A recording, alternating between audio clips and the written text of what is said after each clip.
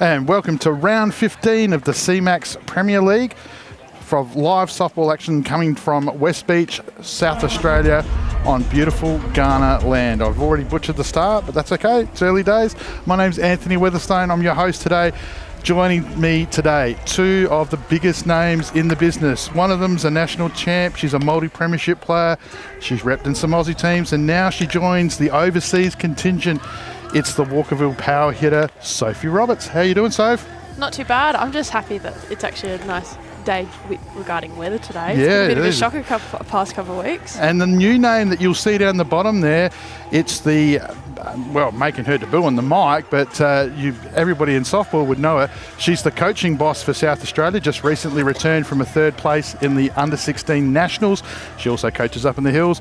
It's Amanda Reggie Fairley. How are you, champ? Yeah, good, thanks, Weathers. Looking forward to today's game and seeing some good coaching. Yeah. A couple of two heavyweights in the coaching world in charge today. So, yeah, looking forward to it.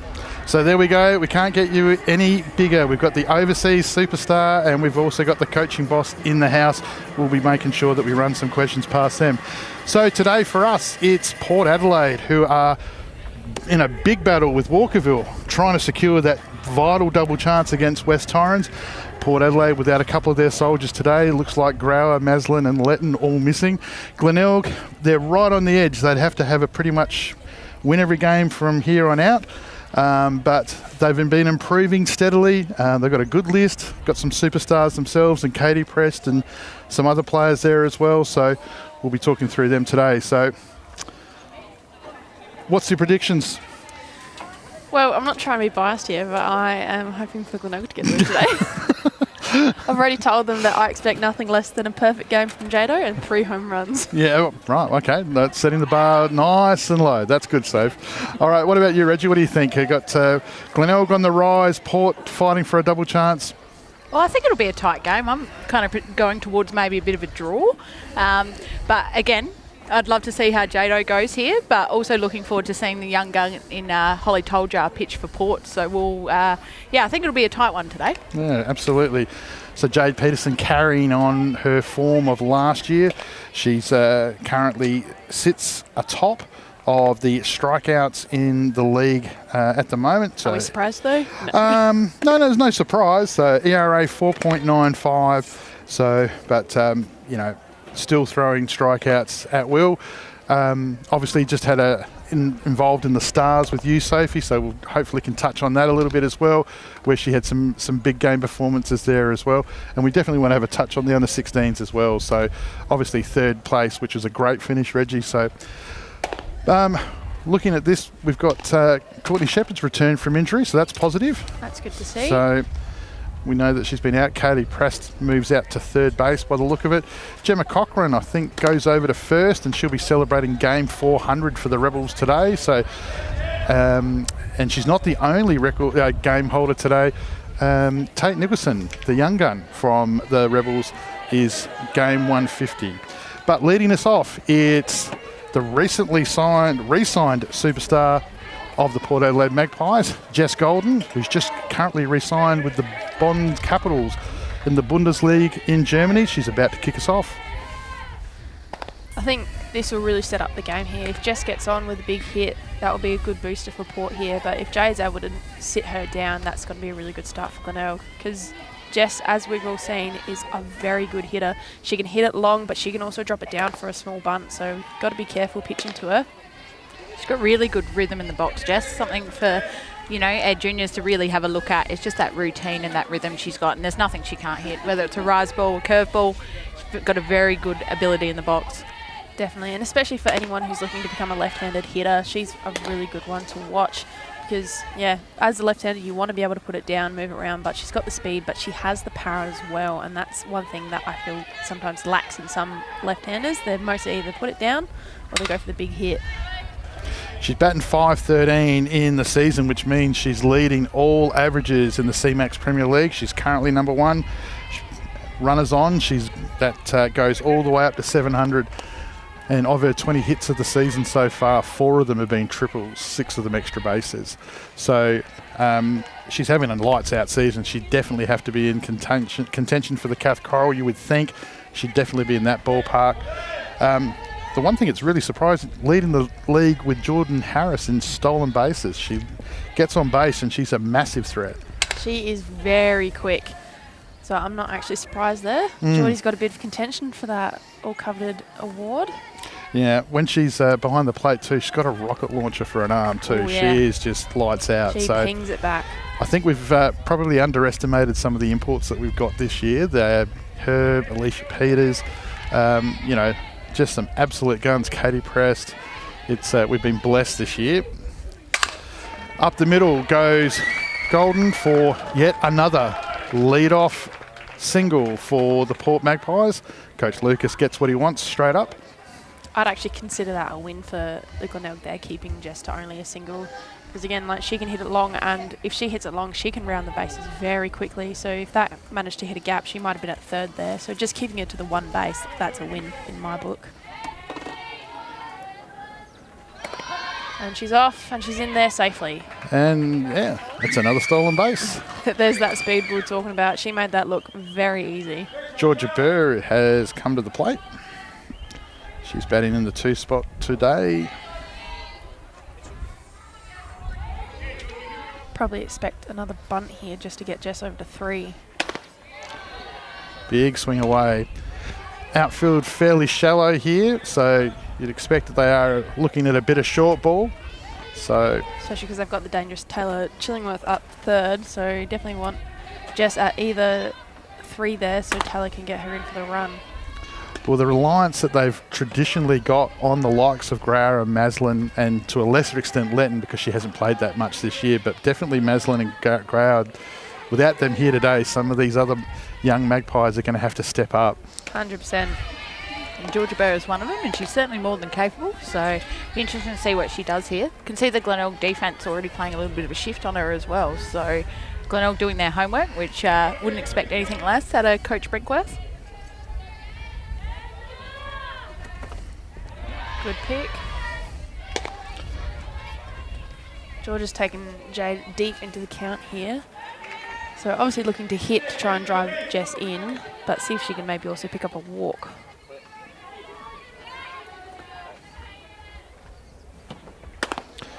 Good watching as Jade Pedersen throws a walk. Fantastic at bat. Yeah. That was very good from Bird, laid off Jade's rifle, which I know gets a very many player in this league. So she did really well to start off with 2 strikes and then draw the walk from that afterwards.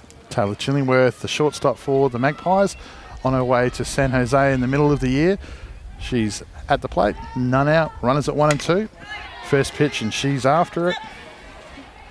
Also named in the Oz squad this week, which was lovely to see. Another accolade for young Chillingworth. She was over with you at Canada Cup back late last year, Reggie, was that right? Yes. In that group? Yeah, did a fantastic job for the under-18s. Chillingworth chases again. This time, though, it looked like it might have been a hit and run because Golden was well and truly past shortstop as that ball hit the back fence behind us. Behind on the count here is Taylor. 2 strikes, none out. I want to see if Glenelg can maybe get a double play here. Courtney Shepherd calls a good change of pace there, and Chillingworth out in front fouls it off down the third base line. That was definitely a good call there. Taylor's hit swinging hard, so if can get a good change up for her off balance. That was good from Courtney there.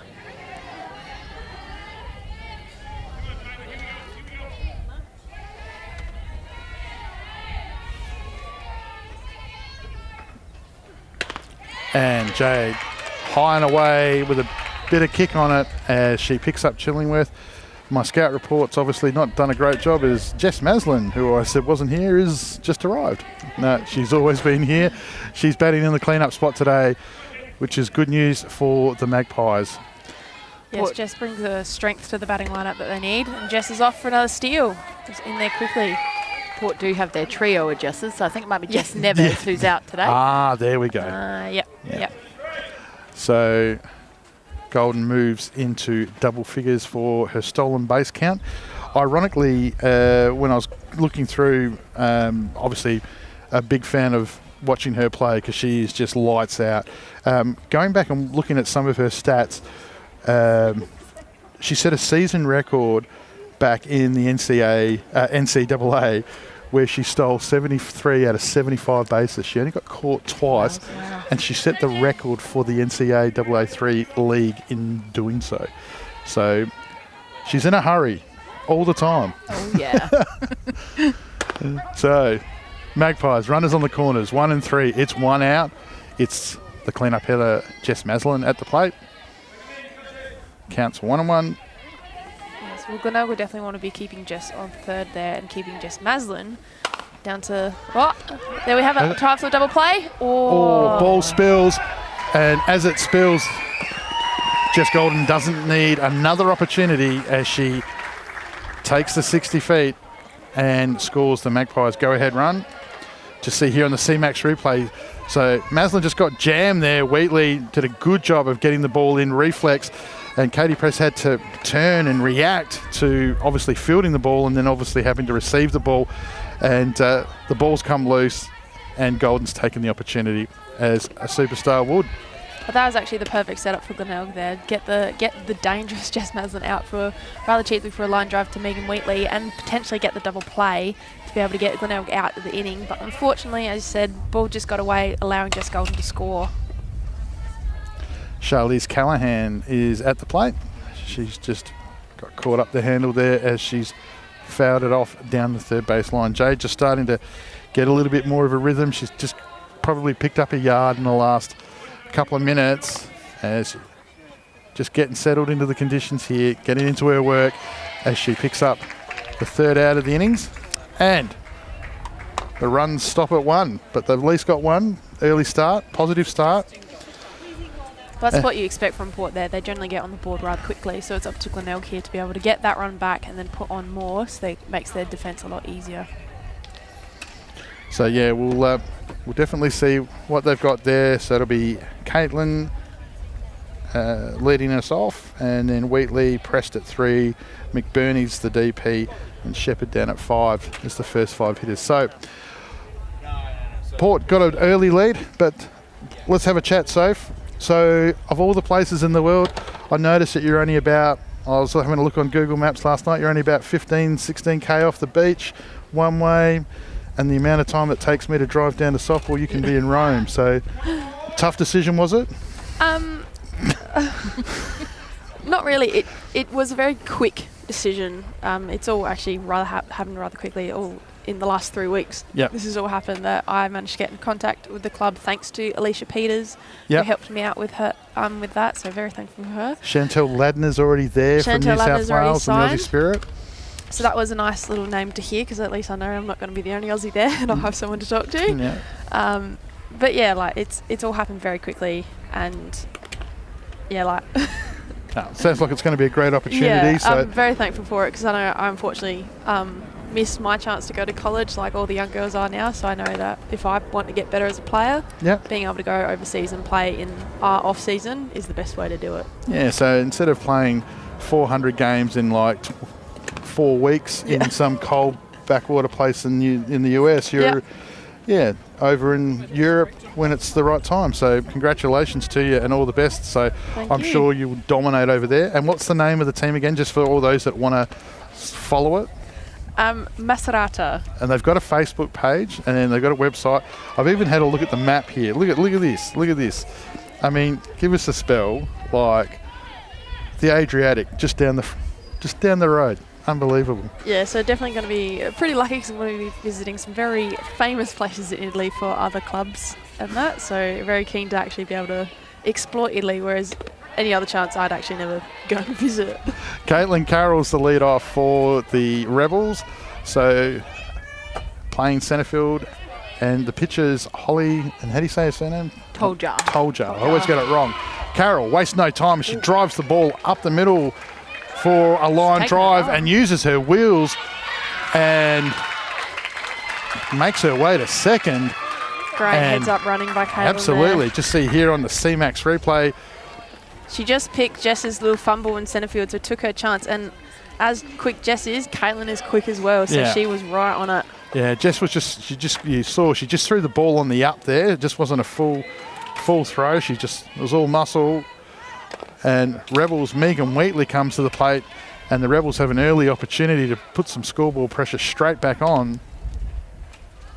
This is good. This is what Glenelg needs to do. They need to be able to put that pressure on to the Port defence, because they've got a few younger girls here today.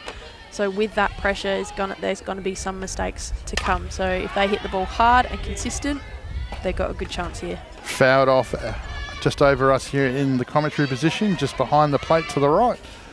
Very handy number 2 batter in Megan Wheatley. Yeah, Can hit for power, but also got wheels in the box as well. Yeah, so. she's having a good season too. She's been hitting the ball pretty well. Good discipline there if she stays off that one. Had a beautiful triple up at CFS round the Yeah, other she week, which did. was lovely to watch. She had a very good game actually. That game she was very impressive. So 268 for the regular season. So I don't have access to her previous season's numbers, but from memory, I think that is definitely an improvement. So plays a variety of roles, loyal club servant for the Rebels. So she's definitely a leader for the team. So a lot of the younger girls are going to be looking to her. just noticing too, like as Holly picks up her first strikeout with Wheatley there, and the impressive Katie Press comes to the plate, who's their in-house league leader, batting .390 for the Rebels. Over 20% of their runs batted in off of her bat alone. So she's made a very big positive impact as 42 for Glenelg. Well, that'll definitely be a confidence booster for Tolja there, being able to get a strikeout on one of the dangerous hitters of Wheatley. So that's going to help her for the rest of the game, but it's really important for Port's infield and outfield to be able to back her up here. High and away. Just noticing too, the Magpies, there's changes everywhere. We've got Maslin in behind the plate. Last time I saw her, she was at third, and the last time I saw her play before that, she was at left field. So moving them around is Coach Lucas. Press stays off that one as it goes over the letters on the uniform. That almost makes your job as a coach easier, as you'd probably know, Reggie, having players that can play in multiple positions. It just gives you a sigh of relief, because you know that if you need a position filled, you're right, I need you there. They'll be like, yep, no problem. Press charges after that one, hands it well out in front as Holly hits the top of the zone and fouls it off. Gets one back in the count. That's what I have loved seeing in the Premier League this year, you know, seeing young girls get an opportunity, and Ben's certainly done a very good job of that. You know, we see Zoe Thompson getting an opportunity at left field today. You know, again, another kid that was named in the Oz squad this week, and, you know, if you look at the average age of this infield, it's very exciting for our future. And Press chases that one, and it breaks at the plate late as Tolja goes back to back. That would definitely be a big confidence boost for Tolja there. Huge. Oh, yeah. Yeah, pitching very well so far. Let's see what she can do here against Carissa. Yes, as you said, Reggie, minus Maslin, the average age of this infield is under 20. So how old's Holly? Should be under 18s? Yes, so she is bottom age under 18. So I had her in the under 16s last year to Blacktown. Was their starting first base and had a phenomenal tournament. So good to see her back pitching though. Awesome. It's the speaking of the overseas connections as we have been so far today, it's Carissa McBurney, the DP today. Speaking of the CFS round, she had a good shot up the middle in that one, scoring some runs for the Rebels before the Hills bounced back and got it on the last play of the game. We definitely won that again today, just now, just wanting to be able to score Carol from second. Absolutely, and we were very lucky. We were up at a Nembo because that ball would have hit the doghouse on the full. Yeah, so it was a big shot. Yeah, longer just made me feel bad for it's like, oh, that's a home run. Now you got to run the bases. Green light for McBurney, but she lets that one go, turns on it, thought about it.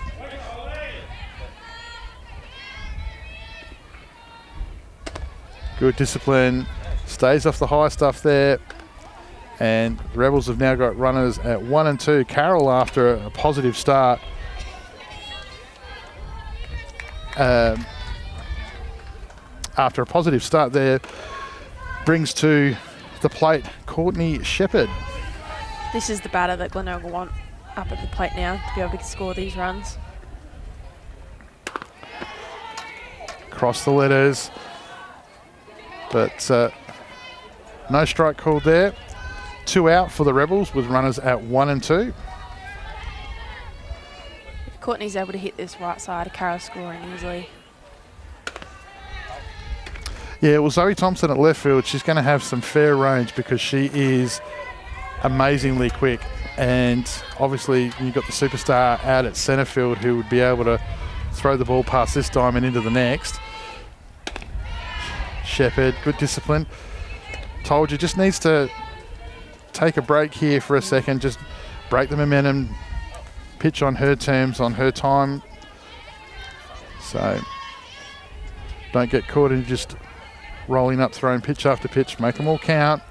Because Shepherd is a dangerous batter. Up until the arrival of Preston McBurney, she'd been leading their averages for the past few seasons and was basically the franchise. So now she's got some run support coming in at 5, which is a luxury for her. And told you. Good comeback by her. Great pitch. 2 back-to-back swinging strikes. Yeah, this would definitely be a learning experience for Tolja.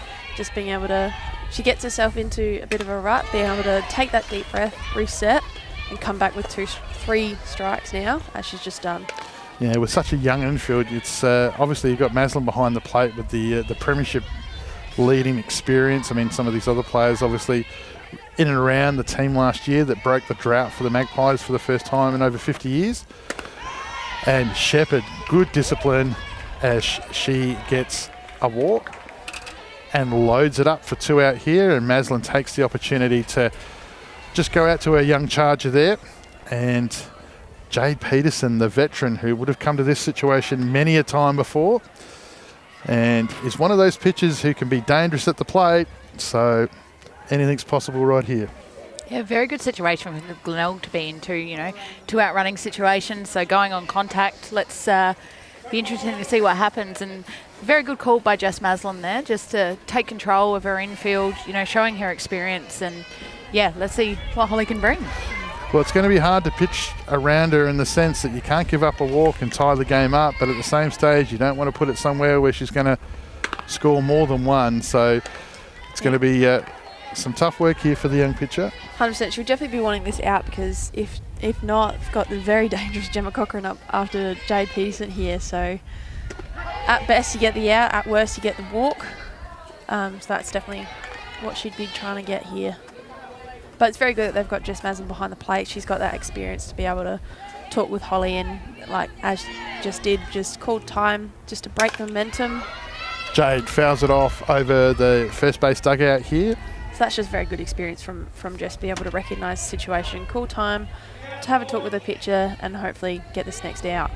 143 in regular season for the pitcher, Jade Peterson, when she's batting, but 214 when runners on. So she improves when she's got the responsibility of somebody that she's got to bat in here, and she's got an opportunity to tie this game up or maybe even go ahead with McBurney at 2. 2 out. Peterson goes opposite side. The ball's going to, looks like it was going to fall in, but it's fallen into the safe hands of Charlize Callahan at second base. She tracked that very well there, Charlize. She did a very good job looking right into the sun there, and Port dodged a bullet, as you can see here on the CMAX replay. Didn't take her eyes off it. Great fielding by Callahan, and importantly, bases loaded, 2 out, no runs scored. So opportunity lost for the Rebels. So I've just been getting some messages. Just going to put a quick shout out to friend of the family, my wife's best friend. They're over in New South Wales in Ballina. She's sitting there watching the broadcast with her 2 beautiful boys. So Rachel, hello to you. Thanks for tuning in all the way from New South. Hope you are well. Now, Reggie, state under 16s. What a job. Oh, 3rd place. What a tournament. it was amazing, Weathers. I cannot say enough about that group that we took away. Officials, players, parents. It was just one of the best experiences. That's awesome. So they just represented us beautifully. And, you know, it was wonderful to see, you know, 4 of them named in Getting the squad. Yeah, that's squad. great news. Probably I felt maybe 2 or 3 that were dark horses as well. Yeah, right. So, you know, we've got some girls around the mark, but they just played with such heart and resilience and, yeah, just really represented the colour red very well. All the feedback from that trip was outstanding. The girls had a great time, and great work to you and your coaching staff. Jade Peterson here kicks us off in the top of the second. She's throwing to Taylor Oates, one of Port's players this year who's had a great standout season. She's definitely filled in when there's been players absent, and batting 281 for the Magpies. Certainly can swing a bat too, Taylor. Been facing her in the B grade, and yeah, certainly one to pitch around. So, you know, if she gets hold of one here, I'm certainly expecting extra bases. Yeah, one of those players that's just stepped up, obviously with that Riverland connection of Port, Growler and Lytton coming down from the country. Great batting there by Oates as Peterson challenges her hard and fast up the line, and Oates is good enough to stay off it. Question gets asked if she goes. Yeah, Jade's looking in her element today. Can just see even from here in the commentary, just her spins are working real well today. So it's going to be a challenge for the Port batters to be able to get a hold of one, because it looks like it's moving all over the place. And as soon as you mention spins, the next pitch she throws is a knuckleball change up. The ball doesn't spin at all, so she's got it all on a string at the moment, has the veteran. Peterson here, head of the count, working on the Port lead-off. Oates continues to fight, right hands out in front. Important bat here, as they all are for the Magpies, because that double chance is going to be worth plenty, because West Torrens league leaders. Oates out in front again, off the end of the bat. Ball's lost in the sun as the 3 Rebels fielders just watch it fall in. And as we were just talking before with Charlize Callahan, she's looking right in the sun. So for those that are watching at home, so CMAX here, so you can just see that Gemma's just unfortunately just completely lost that there. It's from where she would have been standing, she would have been looking right at it. So also looks like the winds might have taken it a little as well, because you can see in the outfield with the trees there's a bit of wind here today. But yeah, for those who have played down at West Beach at 2 o'clock, you know that sun is an absolute pain to look into.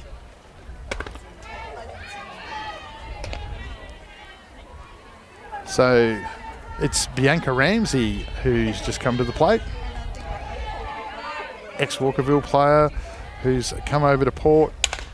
Aggressive in the box, grounds out to the third base, and Priest stays low, comes up firing and sets up Nicholson for the double. But the youngster holds the throw. Just see here on the CMAX replay, just got caught up the top. Great field by Prest. Just great soft hands, hits the lead run perfectly. And now Zoe Thompson, the speedster. Saw her having a bat a couple of weeks ago where she was behind in the count, and then she just left her hands over the plate and just pushed the ball into the 6-5 hole out to left field. She's got that capability with the wheels. You can see the Glenelg defence adjusting to her already. That's in. Oh, you cannot believe, like, we are literally sitting down. I'm looking forward to Jono's, producer Jono's replay of that, because the cricket's actually in India at the moment, but some of it's here, because I can assure you why I'm looking right down that line, and that ball went out and then spun back in. You know what that reminds me of? Belle White's hit in the Gilly Shield Grand Final. Yes. Just spun out, foul ball. She ran a little harder, and then it's just coming back fair. So nothing Press could have done there. So Port have now, with a bit of chance and a bit of luck, they've got runners at 1 and 2 and none out. Charlie Nash comes to the plate, another talented youngster here in the Magpies lineup. Pressure. Big swing. Peterson goes down low. Shepherd knows, after forming a great relationship with Jade over the past couple of seasons, what to call and when to call it. Great job there. Nice frame on the inside, just misses. The catching-pitching relationship between Jade and Courtney has been phenomenal. Like, as you said, they've been working together the past couple of seasons, and when you've been with a pitcher for a couple of seasons, you're able to just pick, all right, this is what's going to work today. And Courtney's done a real good job calling the game here. Well, it's good discipline so far by Nash. The danger, of course, is that with none out, the superstar, Jess Golden's on deck. And yeah, so that's Glenelg trouble. are definitely going to need the out here, which Jade gets with the swinging strike.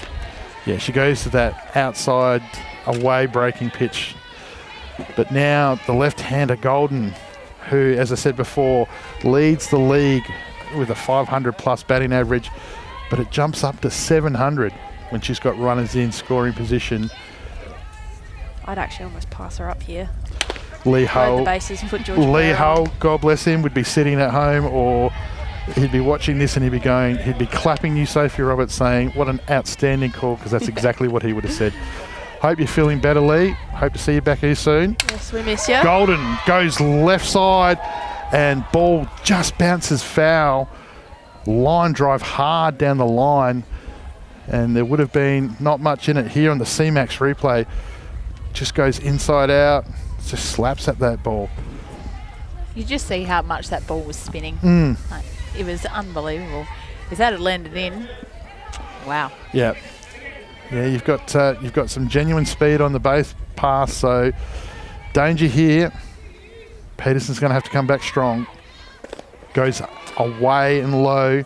Good take by Courtney there. Yeah, very good take considering anything spilt here is going to cost 60 feet. Yeah, and having both runners in scoring position is going to be a tough ask. Up the middle again, just a repeat of last time. Ramsey gets sent as Thompson gets held, and the Magpies go to a 2-0 lead on the back of an RBI single to the superstar, Jess Golden. To see here on the CMAX replay, just the same as last time. Just Same that exact spot, to be honest. yeah, bouncing ball over the top. You can see she's right up the front of the box there. Her foot's almost actually out of the box there when she hit that.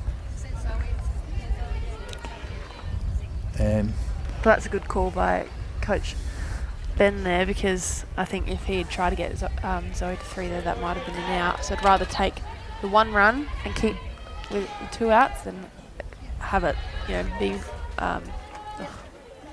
have it 3 outs and no chance to get score anymore. you got Thompson there, who's got the genuine threat.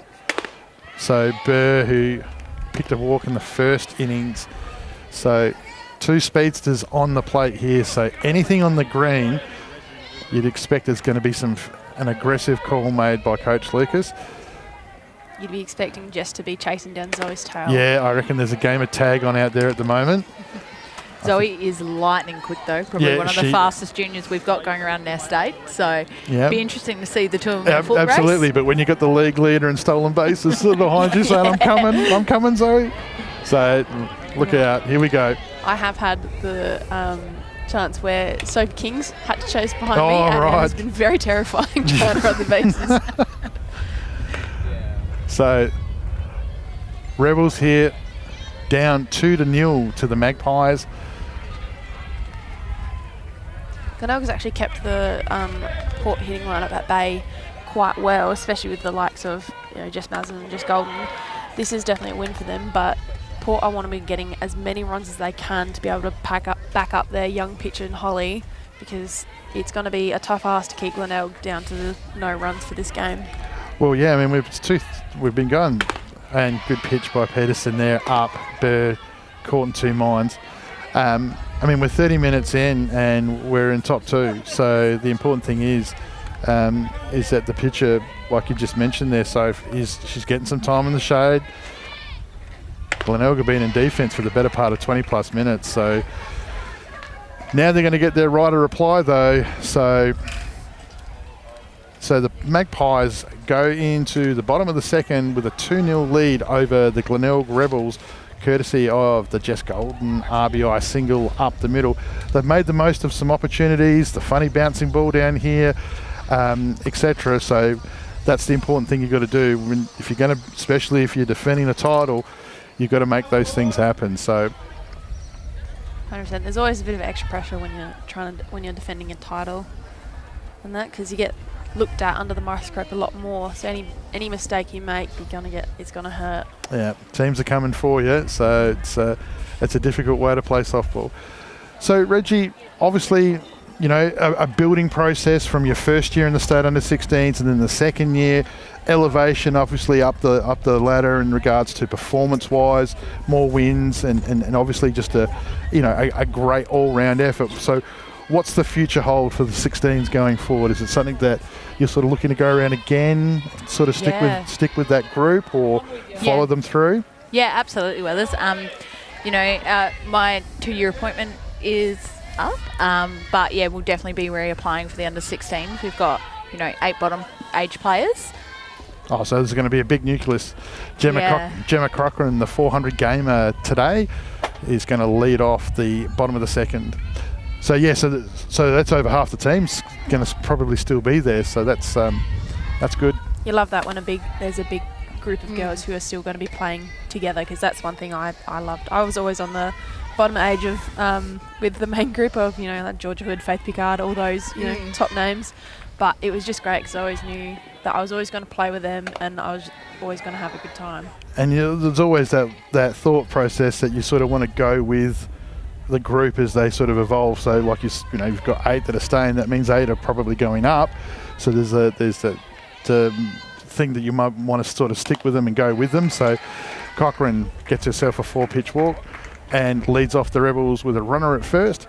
So, but that's great to hear. Great to hear that you're sort of looking to stay within that group. And as I said, we're going to have a chat soon about your job as the coaching boss for Softball SA, and have a chat about those that are out there listening and watching today about how they can be involved in coaching, not just at state level, but just club level. How can they get involved, and what type of pathways that they should look at here. So, speaking of game milestones, it's Tate Nicholson, the 150er, at the plate. Love watching Tate Nicholson play. She has shown such promise, and I just love how Coach Brinkworth has really backed her in over the last couple of seasons, and I think Nat has a huge part to play in the way we've seen Tate develop. Yeah, Holly there, just off speed, just ball dropping across the plate. Good little knee-high pitch there. Yeah, just fell away at the end. Chasers on the hands. You love those sort of pitches as a catcher. I love it because Mickey J is actually really good at getting the knee-height pitch, and it's great because it's right on the bottom of the zone, so most people actually don't swing for it, but when you get it called, it's Nicholson grounds out to first, and good field by Burr, tries to pick up the lead run, and it's called safe as Cochran slides into second. So just here on the CMAX replay, you can just see quick reflex play there by Burr over at first, came up, good feet, and Port's defence in the right places, and just missed as Cochran makes second. Just for the global audience at home, as Sophie Roberts just makes the broad assumption that our global audience knows that Mickey J, of course, is Michaela Yankovic, the superstar that's on her way to Salt Lake Community College. Just here to protect you, Sophie, just to make sure. Mickey J, far out. I mean, Reggie, we put in inverted commas, but we did have her name on the tape. So, what a left shot, that's going to fall in the gap. It's going to fall in. That's over at third. Cochran runs in and didn't even get time to call her name at the plate. Bree McGee. McGee. Oh, perfect placement there, just in that little hole, just dropping in front of Zoe Thompson at left field. How quickly was Thompson to it, though? She covered it very well. But she made a good choice too. Runner in scoring position. She slides and dives and the ball spills. That run scores. So Thompson keeps it in front of her. Caitlin Carroll's up to bat now. So she got the double up the middle last time. So this is a good chance for Glenelg here to get those runs back. Back at the top of the lineup here. Only the one out. So yeah, turned a double into a single into a double with her first bit of base running before with a shot up the middle. She's got runners in the corners here. It's one out. Magpies 2, Rebels 0. Good watching by Caitlin here. Yeah, I just want, in a perfect world, I just want Holly to find one of those signs out the back there and just take some time off the clock, find one of those signs, have a bit of a read of it, and just break up this the pacing at the moment. She's burning through. It's like a T20 game. She's only got an hour and a half to get through them. She's in a rush. Yeah, it's one thing you always tell your younger pitchers, you never want to pitch at the same pace, the same consistency, because the batter just gets onto it. Carol leaves nothing to chance there, and she wanted that pitch. Loses balance as she just takes a massive cut that would have ended up in the dog park without a shadow of a doubt. Let's see how her adjustment here is, and that's good discipline by one of the great Rebel players in Caitlin Carroll. And now Megan Wheatley comes to the plate, and she's got bases loaded. Yeah, as saying before, with pitchers, same with batters, you always want to take charge of the timing. You always want, the pitcher to pitch to your timing and the batters to hit to your timing. So one thing that Holly needs to learn, as she will get she's a young player, absolutely. Yeah, and it's just taking the time, You've got the 2 seconds that you have to hold the ball for, but you don't have to hold it for 2 seconds. You can hold it for 3, 4. One of the best pitchers that I knew doing this was, the legend Tony Longman. She was very good at making the batters only hit to her. Yep. And it's very fascinating to watch. Oh, and we totally get it too. It's a warm day. She doesn't want to be out there that particular long. It's a global audience too, though. She might want to make some time up. Yeah, it might also just be a bit of nerves, I'm not sure if this is Holly's first time pitching A-grade for Port. No, she's pitched a couple before, but the ones that I've seen before were on Diamond 2, and they weren't on the stream. So the Wednesday night games. Yeah, even as you go, I still have nerves coming into play A-grade because, it's such a tough competition. So hang on, have you signed yet? Have you actually put pen to paper before you start talking like that? Ball's in the dirt, and it's loose, and Cochrane doesn't need another invitation as she speeds down the third base line and scores. Great heads-up play from Chillingworth there, getting onto that loose ball. That was, showing a bit of experience and being hot on it to make sure that second runner didn't come through. Yeah, but that's exactly what Glenelg needed there, to be able to get one run back in. But they're still chasing, so it's only 2-1 now.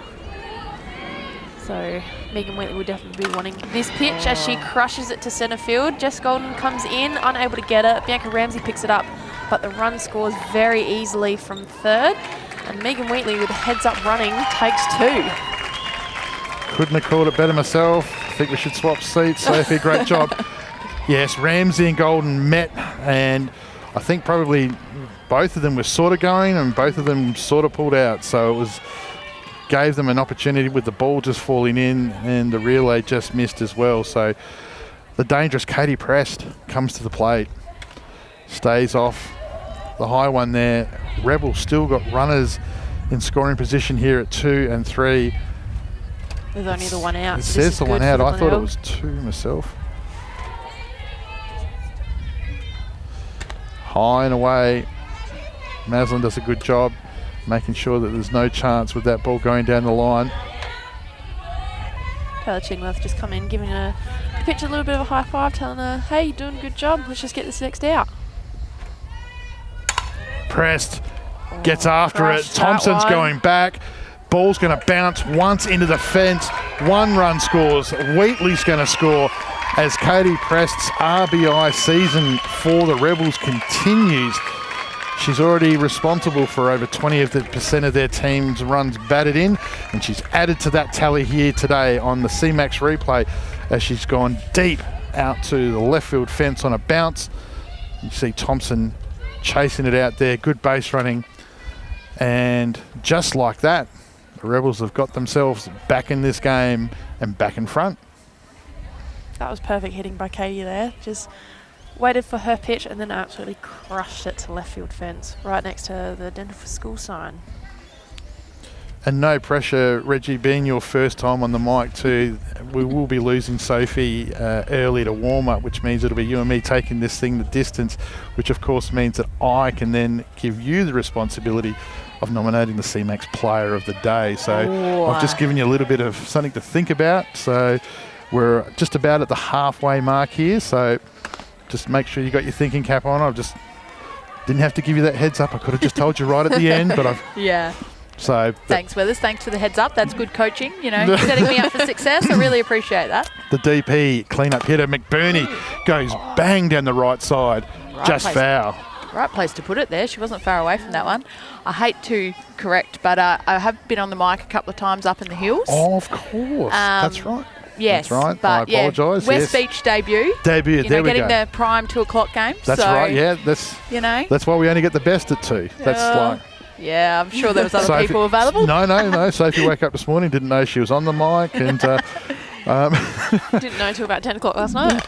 McBurney does the same, but goes high this time as she's fouled off twice down the right side. So she's seen the ball, but you can sense that she's also trying to put it to a particular spot behind the runner on that right side of the diamond. This time she goes the other way, past the third base. Oh no, Nash has recovered it. And that's a good field, and pressed, nearly going to be caught into a rundown as if she was trying to draw the play over to her at third. And the CMAX replay, we've got a little bit to unpack here, and we're going to have a look. So, ball's fielded, and then it goes over to first. Bird comes right off the base because... She tried to go for a throw, but I think she just lost it in her glove there. Yeah, and so she's come right off, and you can see that Prest had sort of gone halfway down and sort of stopped as if she was trying to create something. And then, of course, when the ball spilled, she was able to just waltz into third. So Coach Lucas has taken the opportunity in a very important time in the game with only one run in it, and Glenelg in the heart of their lineup now with runners in the corners, just making sure that his Chargers know what they're going to do in the next couple of minutes. And it's also instituted a pitching change. So Tyler Chillingworth comes in. But yeah, that's what I was talking about earlier, just with that pressure, getting the ball into play, hitting it hard. And again, very young infield here, so just putting that pressure on with the base running, as Katie Press did, it's going to cause errors like that transition throw for George Burr. So this is exactly the right position for Glenelg here, especially because Taylor Chillingworth comes into pitch. Well, she's Stars national champion, teammate of yours, Sophie, for the last couple of seasons. Yeah, she has. You were obviously there that Sunday night when she decided to, hold New South Wales, I think, to zip. Victoria, to zip in a national championship game, something that everybody can do. Yeah, she liked to say that she's not a pitcher anymore, but after that game, she can't deny it. Yeah, she's a genuine triple threat on her way to San Jose later this year. So yeah, she even struck out the ever dangerous Bree Trim that game, so she can't say she's not a pitcher now. Yeah. Jess Golden also in this Magpies lineup has thrown a couple of games. She's got 10 plus strikeouts so far for the season as well. So it looks like Golden's going to come into short and Oates is going to go out to centre, and Holly's going to come out. So the one thing I remember about Taylor in that particular game too is that the ball didn't go above the knees a great deal. She tends to keep it nice and low. And she's actually got a very good drop ball. Yeah, and she's pretty nippy for somebody that just does it part-time, and obviously because she's an athlete and she's tall and strong. Courtney Shepherd's going to come in, and it's not going to be as easy as it seems. She's got runners at 1 and 3, and it's 1 out. So Magpie's looking for a ground-out double here. And, of course, my scouting report says that she likes to keep it low as the first ball goes past Courtney Shepherd's head. Yeah, well, it's important for Courtney to take a few pitches here because Taylor will be not as warm, so it'll be a bit erratic today. So you only want to hit any ball that's close to zone as it gets past Jess Maslin there for a ball in the dirt. Yeah, good fielding by Jess Maslin there. But Katie Press heads up base running there. She saw how quickly that hit the back net, and so often players just go as soon as they see the ball spill behind the plate, but then it rebounds back to the catcher and they find themselves in all sorts of trouble. So good heads up base running. McBurney has taken the opportunity to sneak the second though, so Shepherd now has runners at 2 and 3, 1 out. The Rebels hold a 1-run lead in a big game for the Magpies as they battle for the double chance. We're only in the bottom of the second, and Shepherd takes a walk. That's good batting by Shepherd. And Peterson, for the second time this game, comes to the plate with bases loaded, looking to improve on her 214 average with runners in scoring position. Same again, Jade's just got to wait for that one strike to be thrown. Taylor's, as I was just about to say, has yet to be thrown a strike. However, she has now. So, yeah, it's really important for Jade to just be patient, wait for that next strike again. But anything up or low, she's got to hold off and hopefully draw that walk to score that next run. Peterson grounds out over to Golden at shortstop, who just stays low, makes it look simple, plays the lead run at 3, but not before one is scored as the Rebels extend their lead by an extra run here on the CMAX replay. Good field adjustment, good throw. Not much anything that McBurney could do there. A double speed change as the pitcher and the catcher in 2 out both come off. Haven't seen that too often. And just going back before what you said, Sophie, about the pitch, and she did the other thing. Don't worry, I'm the one that's here to make the mistakes, okay? So I'd rather if you didn't step into my territory. No, I've had a couple of times as I'm thinking it's like this is going to happen, or like just waiting for it to happen, it then happens. Cochrane gets a low pitch called for strike 1 by Chillingworth. The Rebels, there's that low pitching, as you called. Rebels have runners at 1 and 2. It's 2 out. They've got a 2-run lead in the bottom of the second. Can't believe it's 2 innings and we're nearly 50 minutes into the game, but there's been a lot happening. Yeah, so I definitely expected it was going to be a hitting game today. It was going to be a battle of which lineup could do it, just because I know that Port don't have their ace in Yo Grauer. But even with Jade, she's a fantastic pitcher, but with a lineup like Port, who's got the names of, Tyler Chillingworth, Jess Golden, Jess Maslin, and Charlize Callahan, it was always going to be a tough lineup to keep at bay. Still the reigning premier. Yep. So, but Rebels, this is a bit of their MO from last year too. They started, it was tough start, and then as the season progressed, they just got better and better. On paper, they look much better this year. They've got pitching depth. They've got a superstar and Press that's come into the lineup as well. So, you've got Peterson, the strikeout leader. And they did this last year where they started picking up some wins in the second half of the year and caused some big damage towards the end. So, but Port for them, you don't want to be defending your first Premier League title coming out of an elimination final as Chillingworth freezes the 400 game Cochrane at the plate on the inside. I probably wouldn't expect any less from Port because they did actually come and win. They did come from that position, from the elimination But spot. I think it's one of those things that would be better to maybe not. Oh, 100%. I know that when Walkerville went back-to-back in 2018, 2019, it just made it so much easier going into the Saturday, getting that win, and then not having to worry about any other game until the grand final. So Chillingworth picked up her second strikeout for the season as she retires the Rebels, who now, as we go into the top of the third, Magpies chasing 2. It'll be Chillingworth that'll be leading us off. So one of your many hats that you wear other than Hills coach, wife of a blue umpire, which I can only imagine would be super stressful. For him. It's not stressful for me. And obviously state coach. But the other job that you've got is you're the coaching boss for South Australia. So talk to us through this innings about, in between the plays where we can, if you wanted to be a coach, what's the pathway? What resources exist out there? What type of things can somebody that's out at the under-12s watching their daughter and they want to sort of maybe get into coaching, or maybe they're in B grade or something like that and they want to get some accreditation. Talk us through that over the innings. Peterson with a change up. Yes, well there's a lot of there's been a lot of change over the last kind of 2 years where a lot of the coaching courses have gone online, which is fantastic, and it just allows a lot of people. Oh, she wasn't far off that, was she? Big swing. That's the Batter Up program and stuff like that? The evolution of that? It's now obviously called Home Run Heroes, and they've gone kind of a different approach, which from all reports is going very successfully. So there's community coaching. Chillingworth chases it high.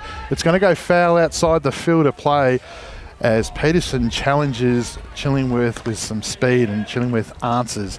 Struck out in her last at-bat, so she'll be looking to put some bat on ball. So there's, the pathway is all online through Soccer Australia, but can also be delivered face-to-face. The great thing about it, I think, whether you're a... Change up, grounds out, over to... Quick, she's beaten out. She's beaten. Oh my God, how quick was it? Wheatley had to shuffle in, staying low because the ball's bouncing all over the place on this infield here. But Chillingworth uses that athletic frame of hers to stride up the first base line and go safe as Jess Maslin comes into play. I think that was that pitch that Megan Whitley actually needed to charge the ball on because it was a change-up, so Taylor wasn't going to be hitting it as hard. So anything with off pace, and as we've just seen, Taylor has got some wheels, so she beat that out quite easily in the end. Yeah, it's an unusual field, this Skin Diamond, in regards to the way, just watching it bounce, like that shot we saw before down the third base line, that press sort of, it looked like it was in, then it was out, then it was in, then it was out, and so on. So, yeah. Yeah, the home run heroes thing that you were talking about there, Reggie, one thing is it's also got some great starting up things so that when you do go through those early accreditations, it's actually giving you some tools that you can use straight away. So to obviously give you some resources, like in regards to some of the training setups and drill sets that you can use. Yeah, absolutely. And there's so many resources, whether you're a new coach, starting out, helping out your child's team, or... Wow, Maslin smashes it just inside the third base line as it goes foul. Yeah, or, someone, that is been around the sport for 20 years and, would like a refresher. So there's some very, handy resources out there. And obviously, moving through the pathway, that was, how I found myself in the position I am in now, where, I was lucky enough to move into performance talent and be one of the first in Australia to complete that course when the change happened. And, now I've been to Canada, off to New Zealand in April, and then Canada again in July. So, wow. Yeah, it's just, if you're looking to, move through the pathway, there's opportunities there, but then also, just the knowledge, I think, in our state from the grassroots level, the better our coaches get, the better our players get, and the bigger we get. Maslin this time goes left side and it's gone to the fence on a bounce as she has smashed that ball. Chillingworth is going to score, stand up, as Maslin hits a two-base RBI, Anthony, if you don't mind getting it out, as it hits the softball SA sign out there, as Maslin just leant back on that on the CMAX replay just before and laced that ball.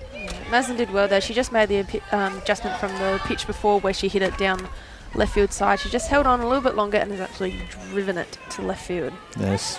Maslin, one of the 2 Port reps in this team that's just been announced in the SA Women's Baseball State team, along with Bianca Ramsey, as Charlize Callahan bunts down the first base line, catching the Rebels unawares as Cochrane jumps down to get it. Maslin's mowed it over to third, and you see here on the CMAX replay, she just caught them both napping deep, and she put it in the perfect spot, forcing Cochrane to come off the line to go get it, and nobody at first.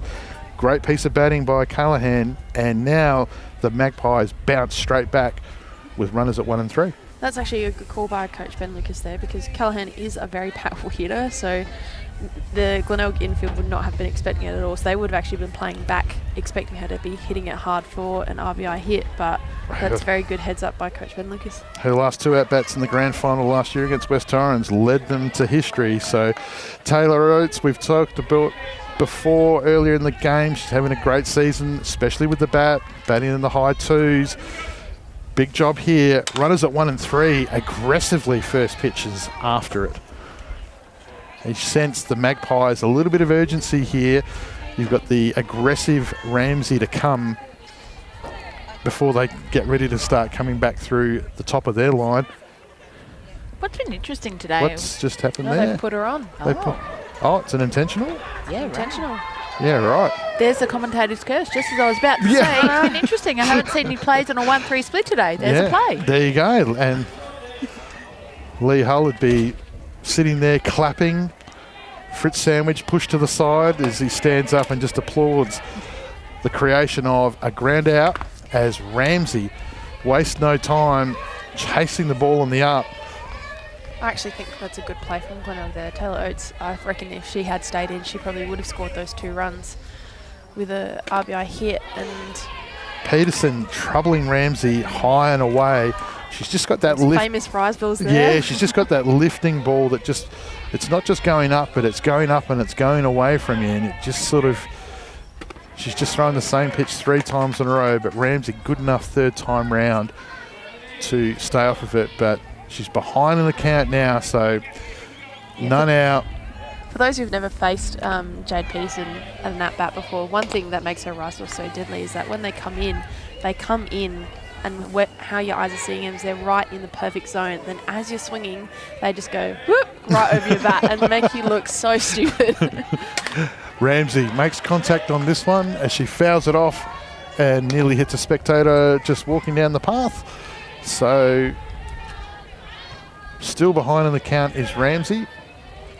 Building on what you're saying, so if it's the way she throws them at different speeds too, you know, like... Ooh. Jams her right on the handle, but it's got over Wheatley at shortstop. Maslin scores.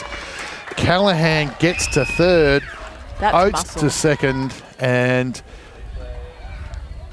Actually, probably, if I was caught there, I actually would have probably called something on the outside there, get it away, dropping potentially. Just don't give anything into Ramsey because she is a baseballer. She was recently just selected as part of the open women's baseball team. So anything inside, she would have been all over. So that's just a learning curve there. Thompson comes to the plate. So Glenelg 5, Port 4. So, Jono, when we get a chance, outside, Thompson just lets that one go. Thompson was responsible for the ball that broke at right angles twice in the same play down the third base line last time. This time she's got loaded bases, similar pitch, stays off it. And another thing with Jade is I've always said I much prefer a faster pitcher than a spin pitcher because although Jade isn't fast, the way she's able to get a ball spin even on a flat pitch, it just makes it so much harder to hit. It's very hard to middle up any pitches off a Jade, isn't it? She goes in on the hands this time, but Thompson's hands are quick enough to get around and foul it off to stay alive at the plate.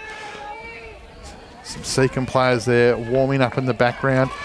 Part of the next game coming up today. So we've got more games at 4 and 6. So make sure that you're not in trouble with Coach Stansfield's safety. Yes. 3 o'clock, just make sure you wander off. So as Thompson gets caught out by the pitcher in Peterson with a great shot, great pitch. Charlie Nash, the third base, comes to the plate, and this is the dangerous thing. This is one of the reasons why Oates was on. So to try and force a couple of ground outs here to try and double and close this innings out and try and not let Jess Golden come to the plate with runners on, because that's where the danger will come. Nash fouls the first one off. Going early there, Jade's very good at the first one's generally in the slot for Jade, so if you want to go after a pitch, that first one's the one you want to go for. Really good to see Charlie Nash has made an adjustment there too. High and away. Nash good enough to stay off it. Charlie Nash certainly has plenty of ability with the bat, but just has not quite been able to crack through in the A grade yet. Last year in the under 16, she did bat at around about 500 for the tournament. So it's fair effort. Jade Peterson, though, making her work real hard here. You can just see shoulder just went straight out there to left field. And there was that rise that I was talking about. It started off low, coming in right to the zone, but at that last minute, as Nash swung, it just went boop, right over her bat. Yeah, well, you see there's fairly good faith in the Rebels battery at the moment, because considering the score, considering the time of the game, there's been no movement in the bullpen over there, so you'd imagine she's going to be going the distance here today in a big game. I think so too. Change of pace. Blue grey. 50 shades of grey. Gets to have a good look at it. I was just trying to remember Lee's lines here. He's got, I've got all the Lee-isms that I'm not allowed to use and stuff like that. So they're all trademarked, of course. Thanks, Lee. Inside, as Peterson working both sides of the plate. Nash has now got herself to a full count. She's worked well to lay off those pitches. Bases loaded and 1 out. So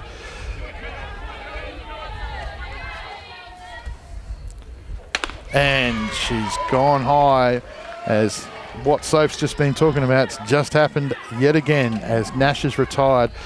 But with bases loaded and 2 out, you can't intentionally walk the superstar, and that's why she's here at the plate right now. Peterson versus Golden. This is what we want to see. Definitely Glenelg aren't out of the woodworks yet. They've gotten the 2 quick outs, but... Wastes no time as she's gone hard at it. And she's hit it across the plate, so it's down the third baseline and it's just fallen foul. Didn't get all of it, but you can just...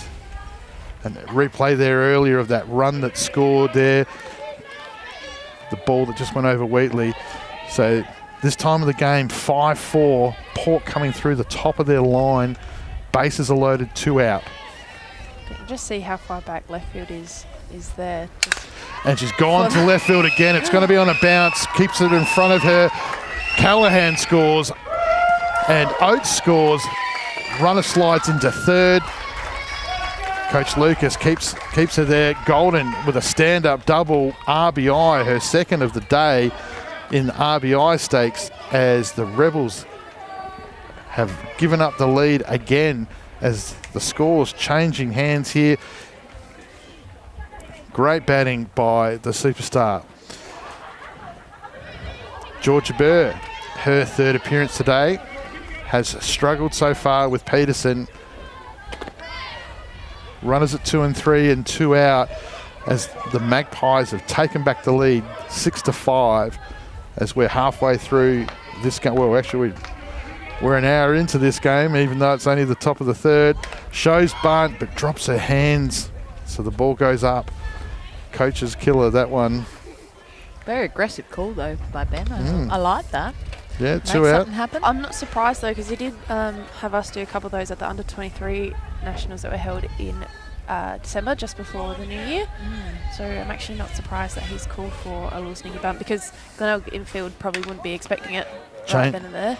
Change of pace there by Peterson as she goes ahead in the count. Speaking of the 23s, back here again in South Australia.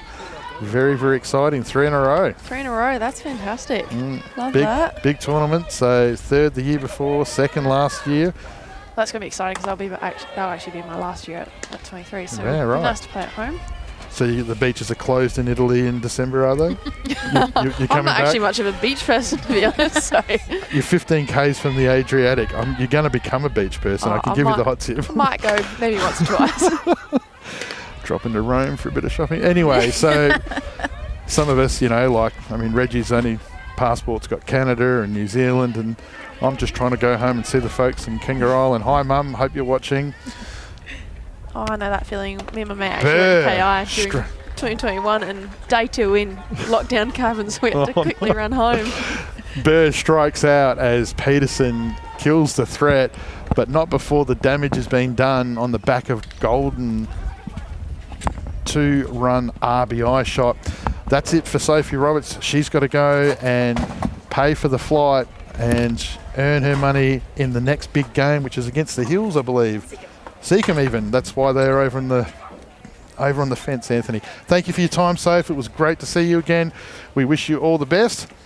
And probably the question I should have asked before, Reggie, when we had should have probably waited to ask you those coaching questions without Sophie here, but of course, being a man, I'm making mistakes as I go. So you were saying before, obviously a lot of it a lot of it's online. A lot of the coaching stuff that we were talking about before can be done in person as well. The old school lineup for courses and stuff like that, maybe not the same, but obviously your details are on the SA softball website, which is obviously under the coaching coordinator stuff, so you're accessible there by email and phone if they need the resources. But the Softball Australia website will help guide them in the same way as well. And I think for those coaches that are looking, coaches such as myself from a past era, you can go back and get a bit of a refresher because the game has changed a bit. Chillingworth continuing her work here in the bottom of the third. But as you said, there's some resources around here, and the important thing is that accreditation process opens up the opportunities for coaches in the state, makes them better, which of course makes the players better, which of course makes us stronger as a state. So, yeah. Yeah, absolutely. And, it's always great to have a bit of a refresher. Like a lot of educational principles go into those coaching courses now, moving more away from skill-focused kind of training to then looking at game sense and moving towards the change-it model, which is all about, identifying, player enjoyment, and I think that is such a critical part of what we do as coaches. Is if players are enjoying it, one, they're obviously, you know, going to keep coming back year after year, but two, you know, they actually improve. Yeah. And, you know, all we could do is, as a state, is make our system better, and that starts with our people who run our state, which is our coaches, you know. Yep. So some wonderful coaches around the state, and it's great to see so many new people coming in. You know, one of our commentators, Pete Williams, he's just done his accreditation and joined me at Hahndorf A grade as an assistant coach after many years around the sport. I did hear that. Taylor Chillingworth there has just let out an audible laugh, I think, when she's just thrown 3 drop balls. 2 of them broke really late and looked good, and then all of a sudden the high pitch came out of nowhere and she's walked the lead off, and now she's put it in the fence behind, as the Magpies, after working hard to get some runs back in the opening minute of the bottom of the third, they've given up a base runner, and Bree McGee's come to the plate. So danger here for the Magpies. They're going to have to switch back on. Speaking of danger, McGee bends and buckles at the knees as the ball goes through her side of the box. Yeah, Chili's just got to find her rhythm here. She's one of the best athletes to work with. Oh, and, yeah. you know, very mature around her years, so she's just got to find her rhythm again. And look, it's hard. You know, she's played shortstop for much of the year and come in and throw, but, you know, she's done a very honourable job coming in. Yeah. So let's see what she can do. Hopefully she can find her rhythm. She's just taking her time here. Well, that's the one thing that was obvious when we were talking before about Holly, who was just, you know, pitch and just didn't, there was no break. Taylor here is pitching like a veteran in the sense that she's just taking her time. It's on her clock. It's and that can make it difficult, because as a hitter, you want to get on with it. You don't want to be dictated to. So that's just the experience and the quality.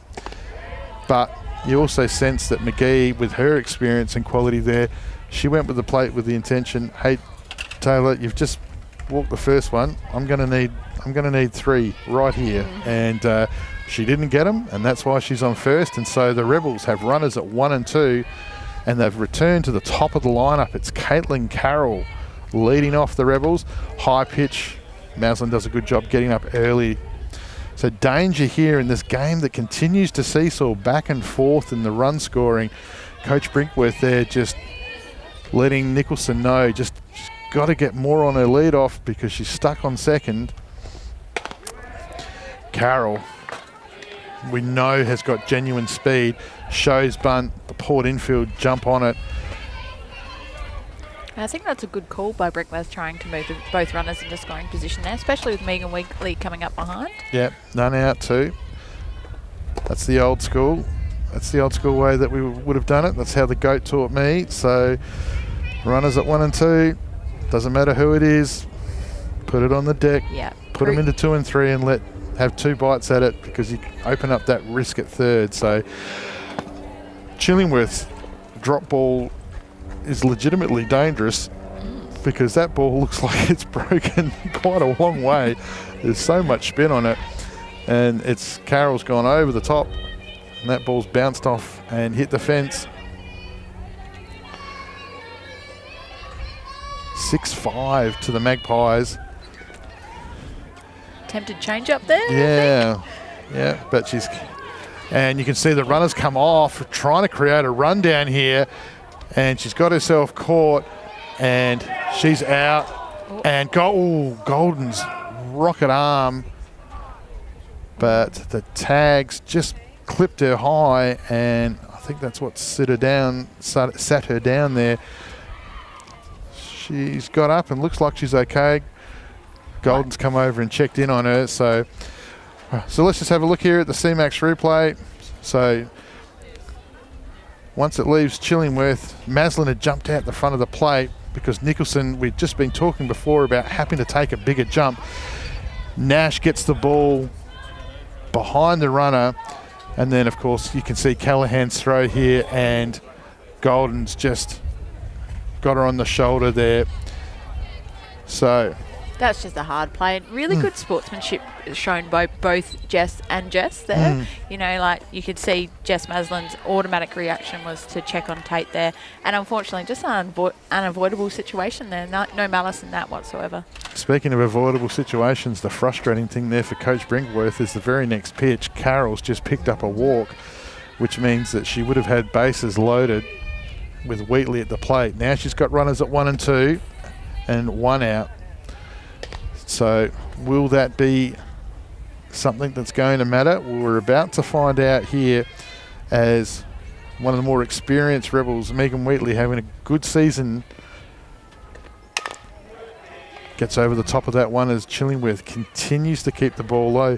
That's the problem with somebody like Taylor in this regard. Obviously, he's not a full-time pitcher, but she's got, because she's just naturally talented and good at everything, the problem is, you know, she's throwing the ball, there's a lot of movement, so you try to be disciplined and stay off it, but then you want to attack it and sort of, because she's not a full-time pitcher, so you think you're going to get on top of it. So it's a tough battle here for the hitters. So, and it's certainly, you know, something that I dare say Ben's taken into account in his coaching is that unpredictability of Taylor. So, you know, it actually does almost make her harder to hit than, you know, facing someone like that's going to throw strikes early up always. Yeah. Well, he could have gone to Golden. He could have gone to Thompson. So he had some options there. Would have been good to go to Grauer, but, you know, I mean, that's the one thing with the Magpies. Their list constantly changes. So, that one's bounced behind Wheatley, and the runners advanced to 2 and 3, which is dangerous now because the problem here is that 1 out and being a little bit unpredictable in the middle, Jess Maslin's going to have to be right on her toes here and give up nothing because it's a 6-5 ball game in the bottom of the third here. Port up by 1. And again, the unpredictability of Chillingworth at the plate, that's just come right off the end of the bat of Wheatley, and perfect pitch to go after in this situation. Shoots that to the right side, and there's a couple of RBIs. Absolutely. So very good batting by Megan.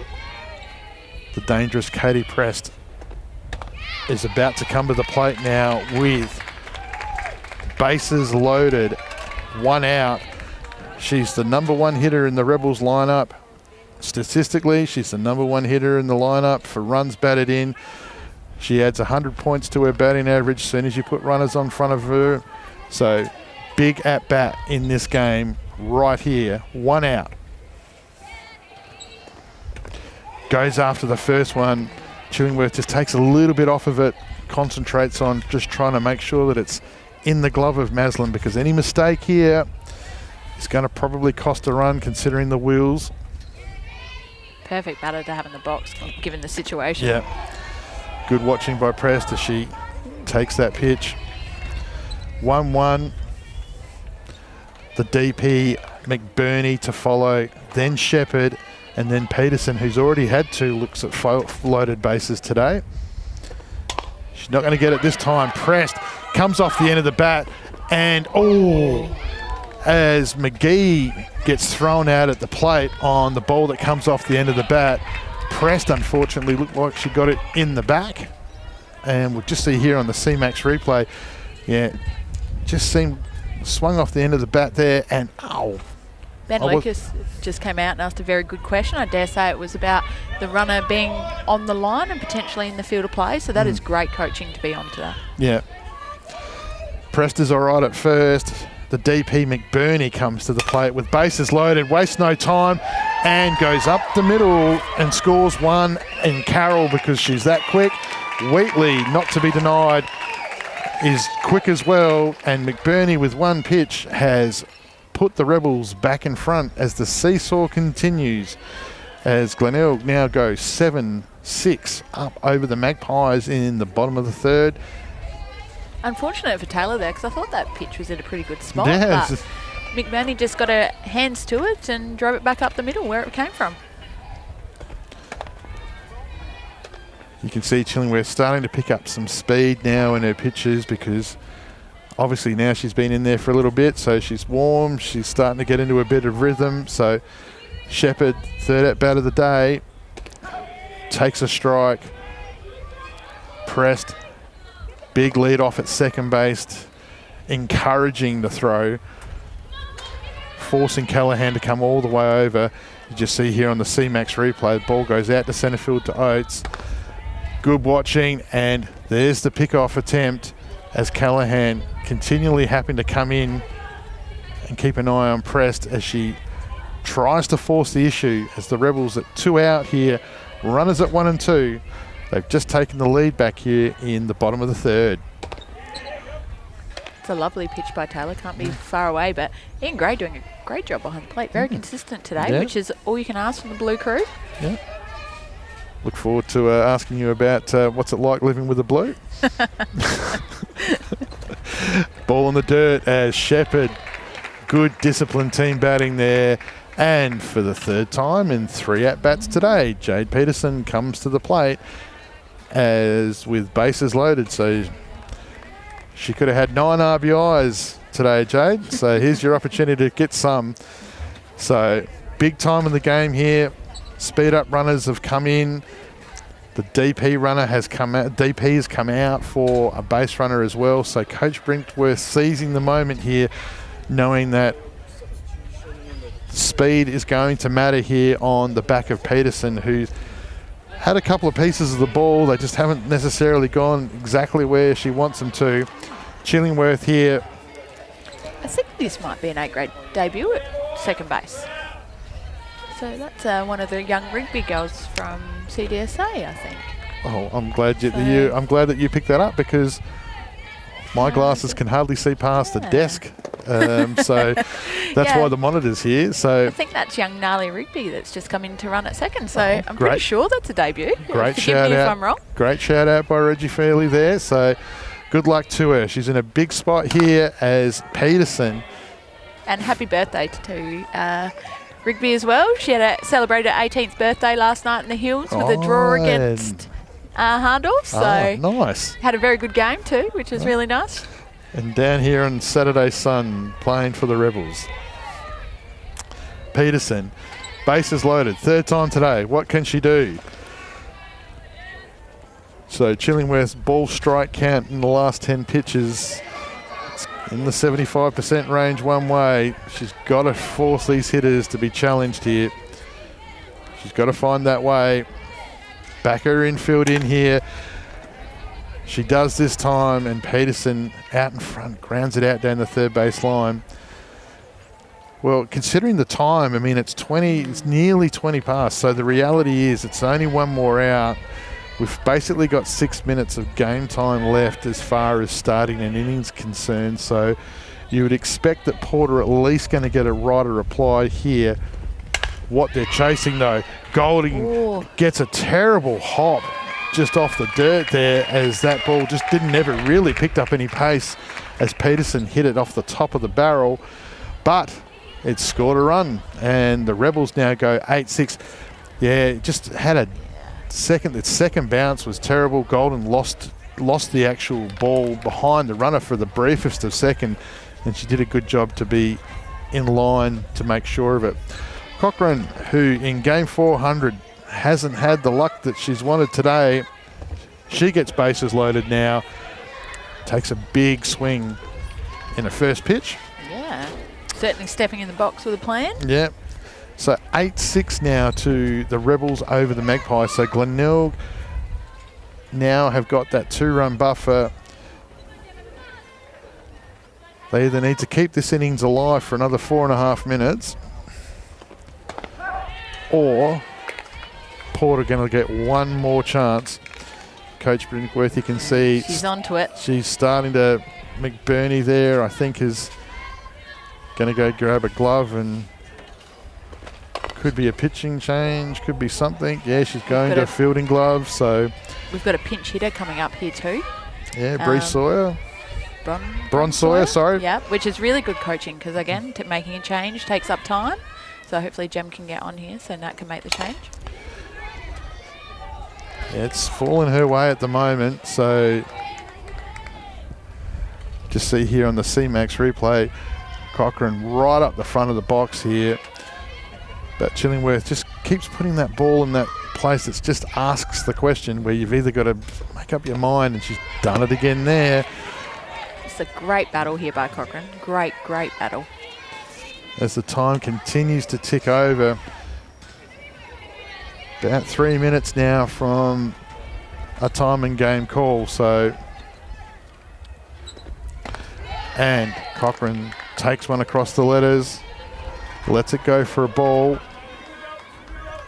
Perfect at bat for the Rebels. Game winning at bat, maybe. Yeah, it could be. Maybe. Could be. And it looks like it will be. Oh, no. Ball 3, so another one to go. Just doing a great job behind the plate for someone who hasn't spent a lot of time there this year. Is doing a fantastic job. That was a great piece of catching there, because if she'd let that through and all of a sudden you're looking down the barrel and 9-6, it's getting harder by every batter. Cochrane just continues to keep it alive as the time continues to tick over. Down now at about 2 minutes, so pressure everywhere here. And this is a big game and result for the Magpies, because dropping this particular game now helps Walkerville hugely, because they've played another extra game and the Cats continued that stay in that second spot position. So this is going to be a big loss for the Magpies if it turns out that way. She's certainly getting towards double figures in this at a bat. She's doing a fantastic job.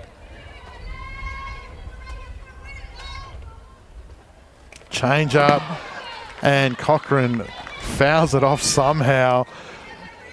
You can see by the smile on Chili's face there, and Gemma's, that that was a fantastic pitch. Almost had her full, but Gemma's good enough with her hands. Well done, Gemma.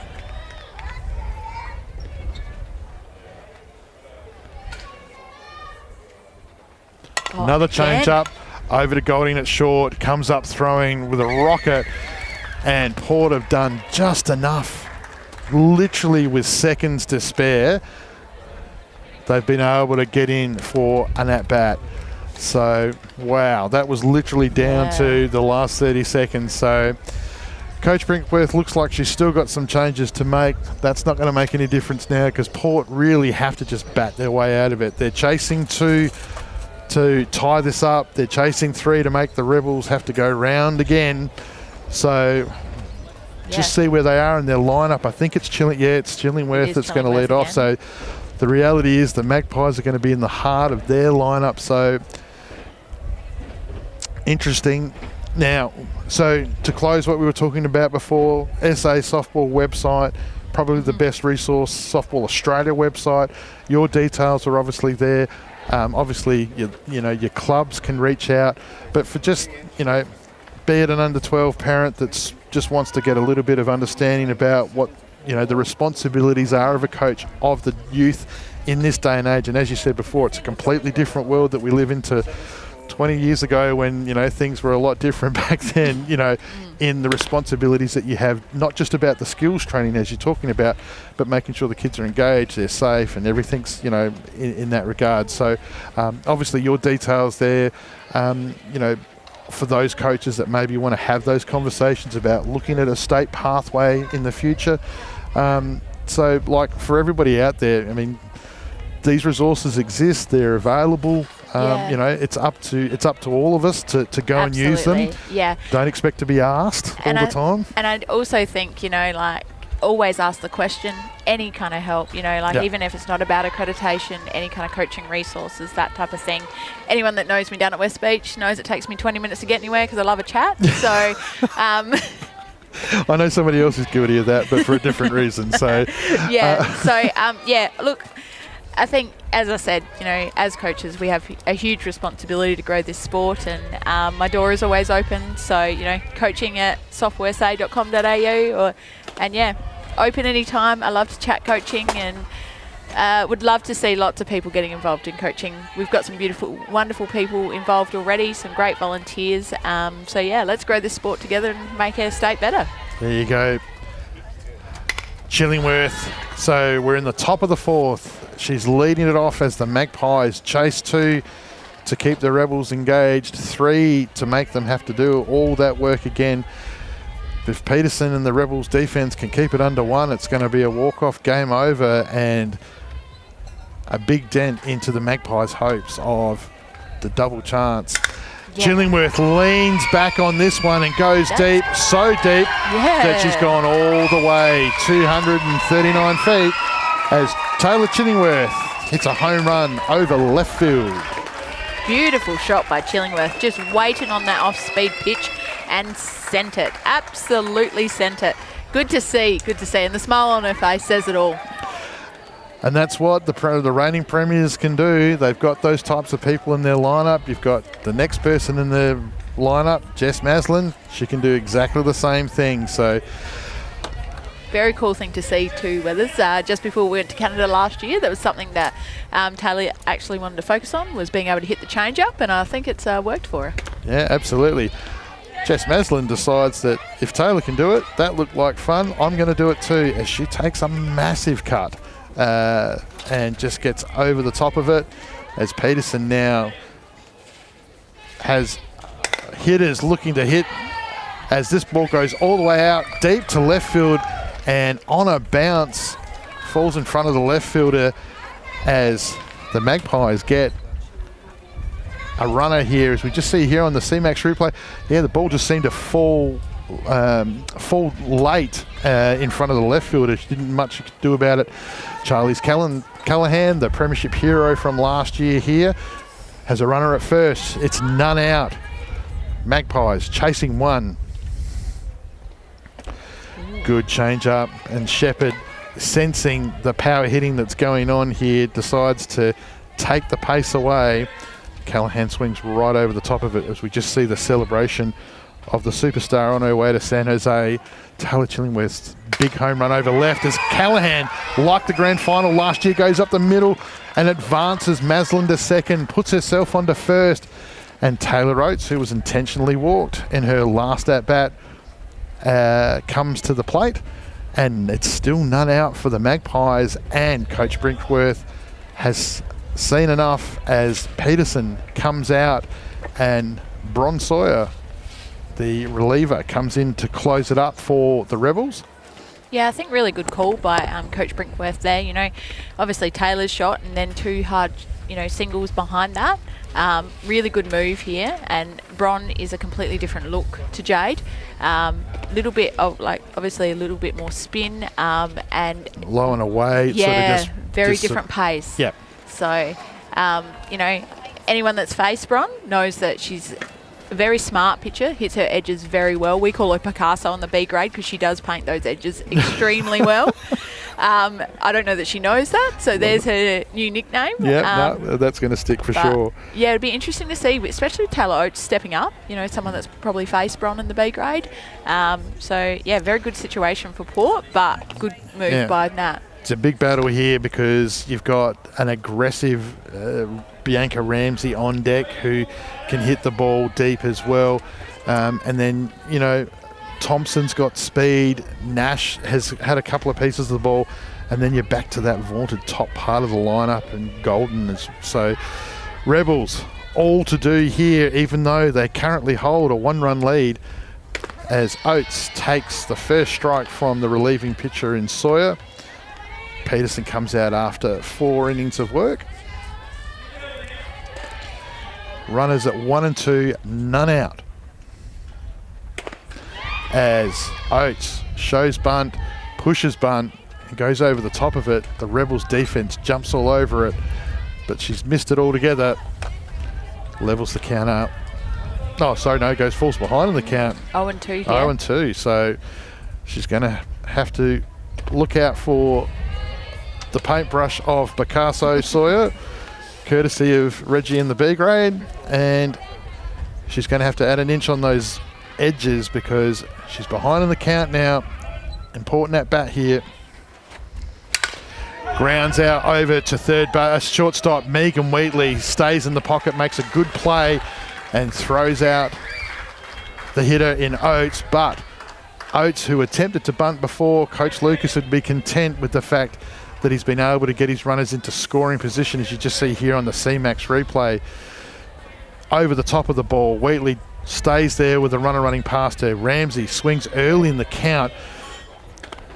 She gets a high and away pitch here, gets a bit of a look. Runners 2 and 3 at 1 out. So Maslin at third is the tying run. Great change of pace there by Brum. Lovely change of pace. And Callahan is the go-ahead run at second.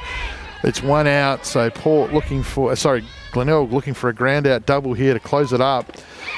Ramsey, big swing on just what Coach Fairley was talking about just there, that change of pace, a different look late in the game. Sawyer probably a good 15, 20 Ks, less than what Peterson is, so you've got to readjust your timing late in the game. Ramsey fouls it off down the third base line, well in front, so that change of pace is going to be dangerous for Ramsey here because she's looking to hit. Yeah, especially in this situation, hopefully a bit of situational hitting, looking to hit to the right side. And just with Bron's pace and her change of pace as well, it's really hard to hit this to the right side. So be interesting to see what Bianca can do here. Stays off of it, nice and high. Thompson on deck. A dangerous player to be on deck when you're only chasing one. She can do lots. Ramsey goes down to the third base line, but Katie Prest has just made an amazing backhand play, saved a run and made an out. Can't wait to see the CMAX replay on that. The superstar that is Katie Prest here on the CMAX replay absolutely gets a rocket hit at her by Ramsey, and casual as you like, if you don't mind, how's the glove as she makes that play there, turns around. Yeah, that is absolutely clutch by Katie. Beautiful backhand. Make sure of it. And then fires it across the diamond. Beautiful work. That is clutch. So the run scores. So hang on.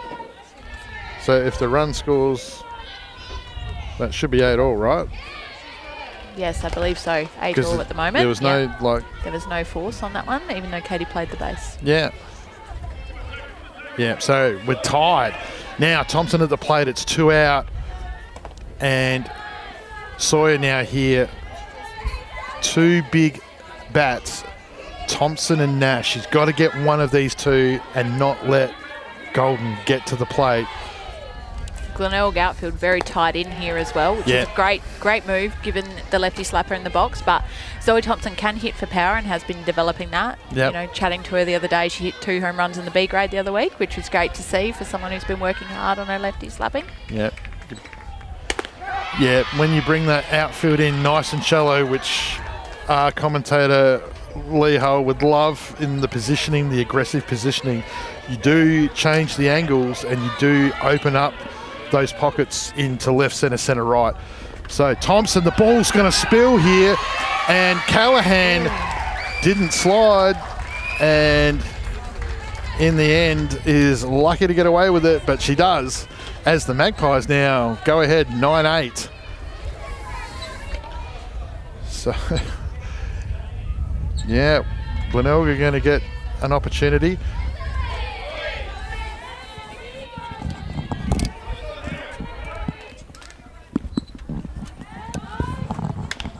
Thompson stays alive here.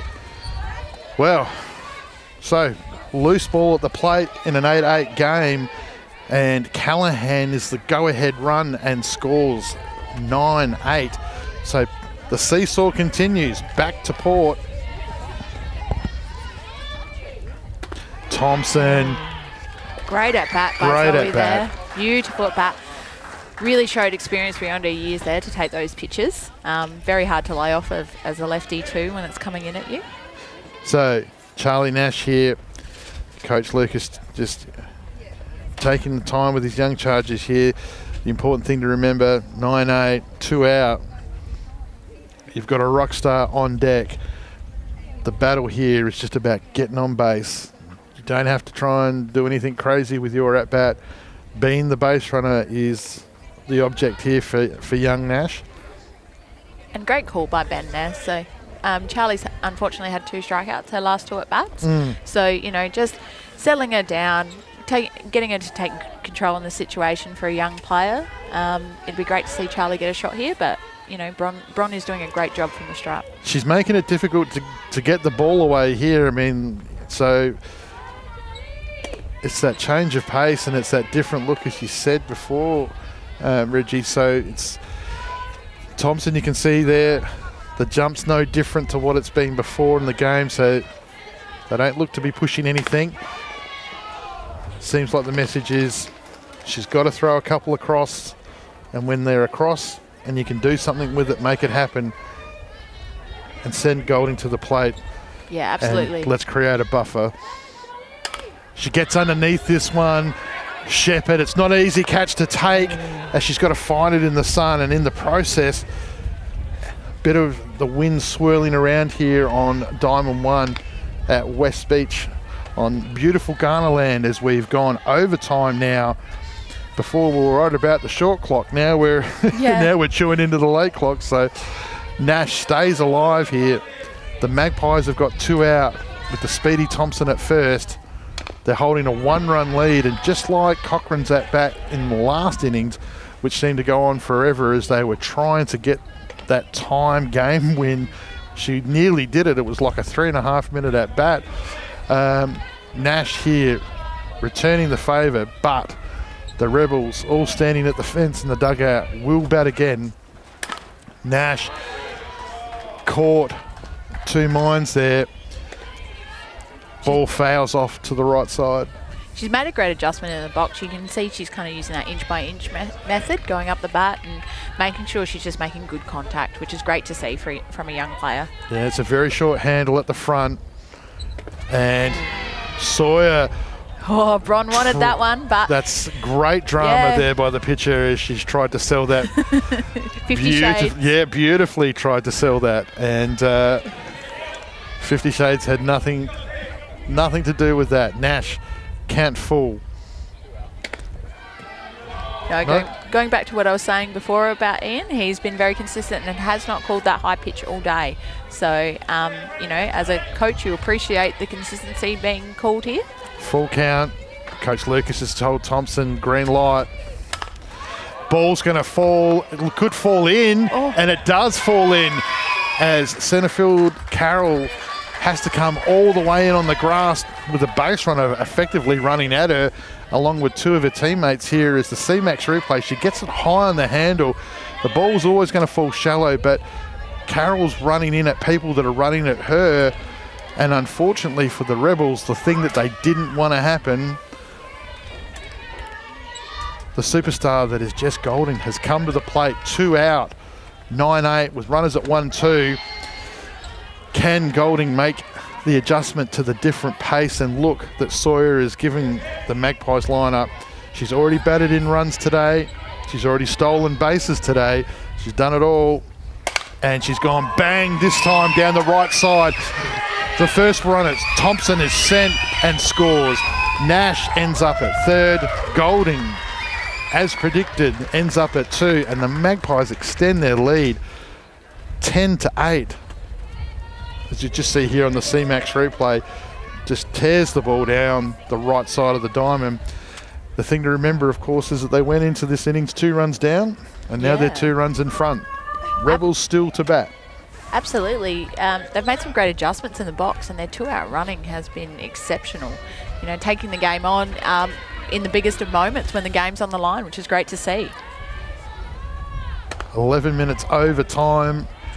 That Cochrane at bat, which was just sensational in the way that she just continued to foul those pitches off, and she nearly got the Rebels home. Burr comes to the plate now. She's got runners in scoring position at 2 and 3, still with 2 out. CMAX Player of the Day isn't going to be easy, and because we're over time, we're going to have to do it quick. So have a thought about that. We've had Coach Amanda Reggie Fairley here, the State Under-16 superstar coach, leading them to a very well-earned 3rd place. Coaches up in the hills. She's also your South Australian coaching coordinator boss. So check her out on the website. If you want to give her a call, send her an email, or God forbid, have a chat to her down at West Beach. Make sure you've got time to have a chat. To learn about some coaching tips there. We've had the superstar that is Sophie Roberts, the power hitter from the Cats, who we've obviously been able to announce is on her way over to a club in Italy, as Burr fouls this one off. And Sophie was able to give us some great insight today and tried to tell us genuinely with a straight face that she's not a beach person, even though she's going to be living about 18 k's from the Adriatic, if you don't mind. Sawyer continuing to fight here, as does Burr. This one is going to fall in, and it's fallen in front of right, and the Rebels have given up, unfortunately, another 2 as Golding tries to run down Nash, and all of a sudden the Magpies, in the blink of an eye, have put on 6. So they've come from 2 down to go 4 ahead. Those couple of bleeders, you know, like, unfortunately, you can line drive a ball and get caught out, but those couple of bleeders that have landed in those Bermuda triangles of softball have scored a couple of runs for the Magpies. Taylor Chillingworth's last shot was just left of the home run heroes sign out at left field. The only difference, of course, was that it went all the way over with a big solo home run shot. That's a great spot from Brom there, pitching very carefully around Chillingworth, which, you know, given previous statements, we can understand why. But, yeah, interesting to see what adjustments Chilli makes, obviously, because she faced Jade last at bat. Oh, not far away from that one. And the funny thing is, for all of what we're talking about here, the Rebels still got a right of reply. Mm-hmm. So they're still going to be able to try and put some runs back on there. Taylor Chillingworth is pitching in relief after Holly Tolcher started the game. Jess Golden's probably still there in the mix. Zoe Thompson maybe if they need to go that far. But Magpies will be looking for 3 outs and a win that, when Sophie Roberts left, didn't look like it was on the cards, and all of a sudden the Magpies have come from nowhere. Chillingworth swings over the top of it. Might have just bounced that one into her toe. Whatever's happened, she's not looking like she's enjoying it that much. I just love Chilli's personality. Yeah. Always finds a way to smile. Yeah. So. You will not meet a more positive person down here at West Beach. Yeah, absolutely. And just an absolute pleasure to coach. Had the pleasure of coaching her a couple of times. Obviously, you know, worked with her over various times, and just one of my favourite people down at West Beach. Chillingworth grounds out over to shortstop. Wheatley stays low, but the ball forces Cochrane off the line to have to go get it, unfortunately, and that's enough for Chillingworth to limp her way up to first base, as we see here on the CMAX replay. It was a good starting field by Wheatley, low on the backhand, but the speed that was Chillingworth, she didn't have a chance. She had to throw it. She couldn't take a step, and because of that, the throws come up short. Cochrane did a good job to get off and try and get it, but it's in the dirt, and Chillingworth is aboard for runners at 1 and 2. Yeah, nearly a very handy pickup there by Cochrane, but just unlucky. Very unlucky at the moment. A couple of, you know, as I said, shots, you know, those bloopers that we all hate as softballers when we're fielding, and then, yeah, just an unfortunate error there. I thought a really good pickup from Wheatley there. Yeah, that was on the backhand too, on what is not a bowling green out there on the dirt. I can assure you of that. There are some deviations within the dirt that make it difficult to be an infielder. So going to take this quick pause as an opportunity too, just to talk about something that I'll talk about in the changeover innings.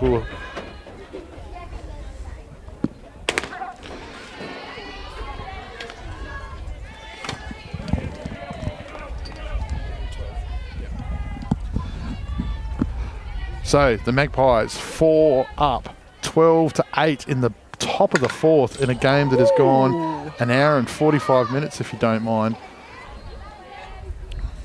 That ball was hooking from Jess Maslin. I love to watch Jess bat in the box. You know, she's very good at making in-bat adjustments, and you can see she goes to that kind of slap adjustment that she loves, and it just gives her that time and makes her keep her head on the ball, which is, you know, one of the key things of hitting a good pitch. Recently had a birthday on Valentine's Day and was just announced in the state women's baseball team as well. So Maslin here to put the finishing touches on it. She's gone to the left side. Wheatley again. Wheatley goes over, but to try and actually recover the field. She's done a great job to knock it down, but in the hurry to try and get the ball to third, the ball's gone high and wide over Preston. There's nothing that she could do there, but thankfully Coach Lucas, sensing Callahan coming to the plate, he's happy to let his grand final hero have an opportunity to see if she can bat the ball up the middle just like her last time. And this time she gets a breaking change over the plate. That was a beautiful pitch by Brom there. Lovely, lovely pitch. Very, very very hard pitch to hit, that's for sure. Straight into the ground just in front of the home plate as it bounces its way all the way down to third. Callahan showing some aggressive intent there. You can see both the base runners for the Magpies were on their way. Maslin's got the speed up runner for her over at first, who I can't see. Zoe Benedictson. Zoe Benedictson. Chillingworth is at 2.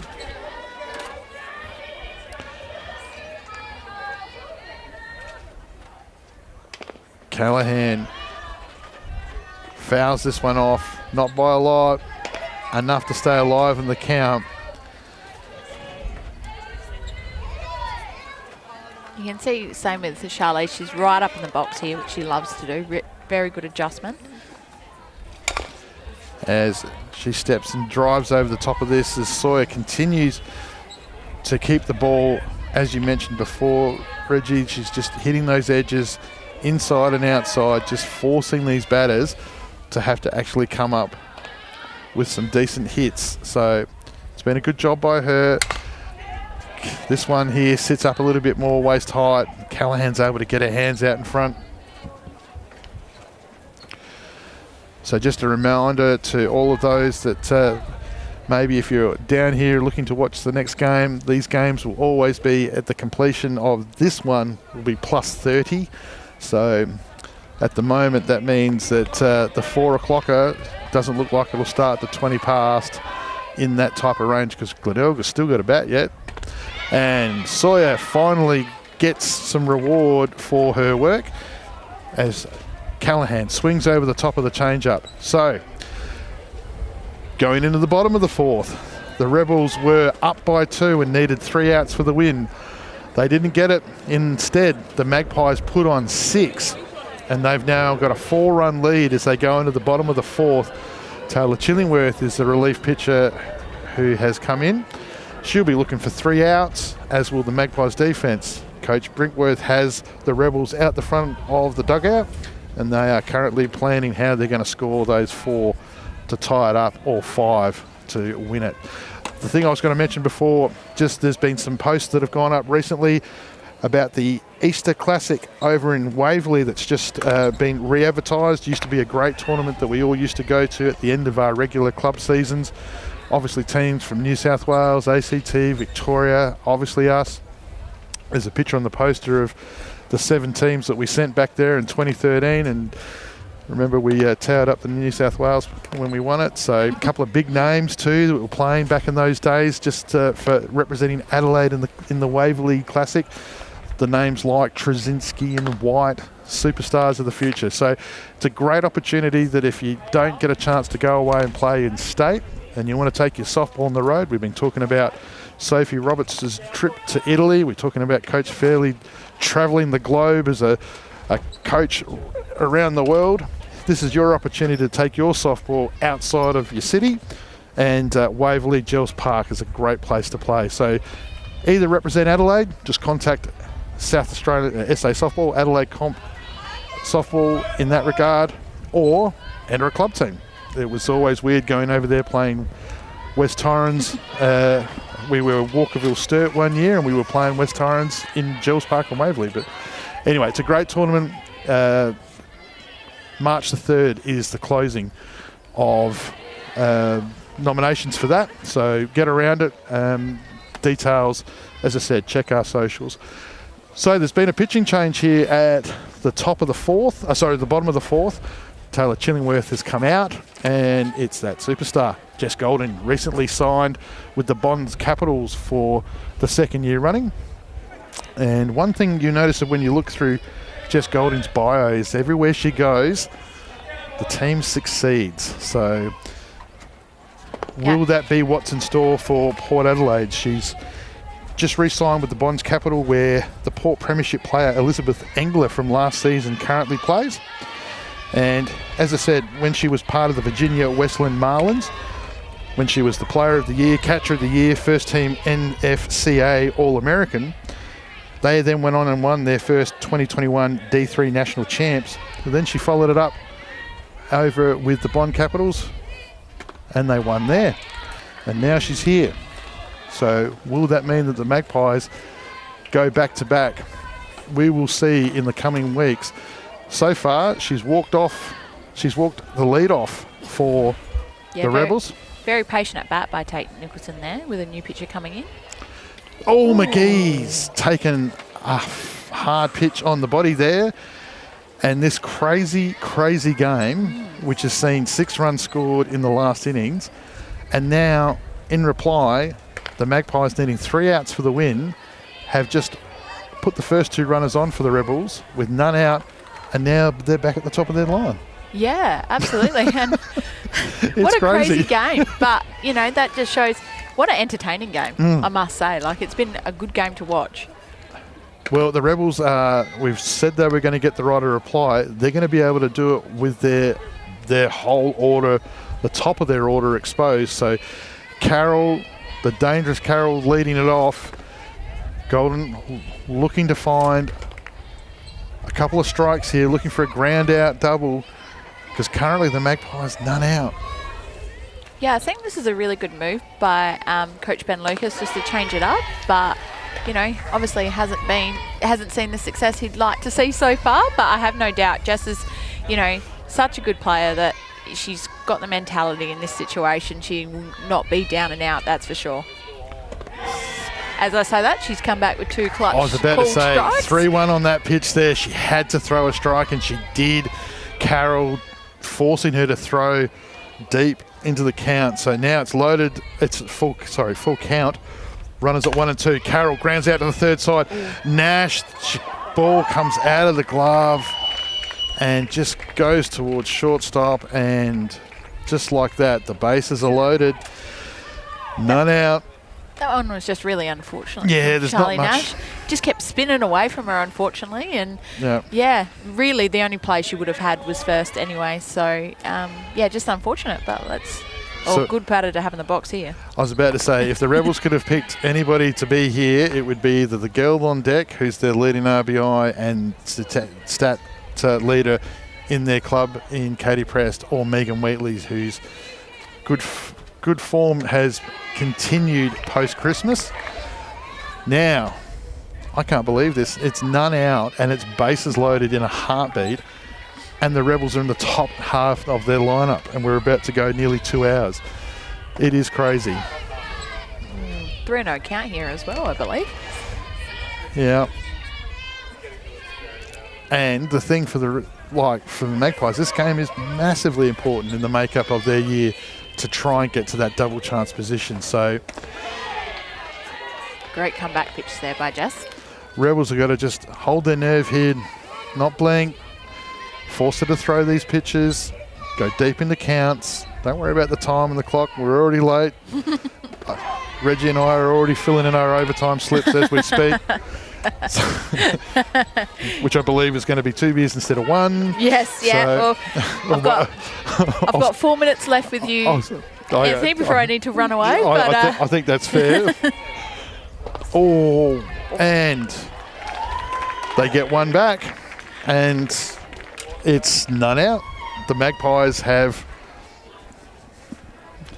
So, just a quick thank you to Reggie Fairley, who's been kind enough, obviously coaching the Hills A grade as an assistant, and she's been kind enough to stay with us as long as she has. So thank you for joining us today, Reggie. Yes, thanks, Weathers. I'm off to head coach the B grade now. So head coach the B grade as well. Gee, is there anything that you don't do just quietly? I don't clean, just ask my husband. Thank you very much, and good luck, everybody. Thank you for having me on. No worries. We'll have it again soon. And pressed, bases loaded. The Rebels have got one back. It's none out.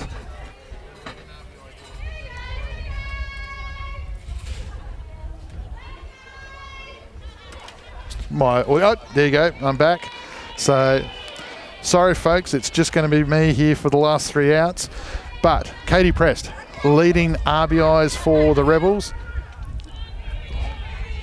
has bases loaded, and it's none out. Rebels chasing 3, and she's gone deep to left field, and it's just bounced into the left field fence. One bounce, but it's just wide of the foul line. Arguably one of the craziest games of softball I think I've seen this season.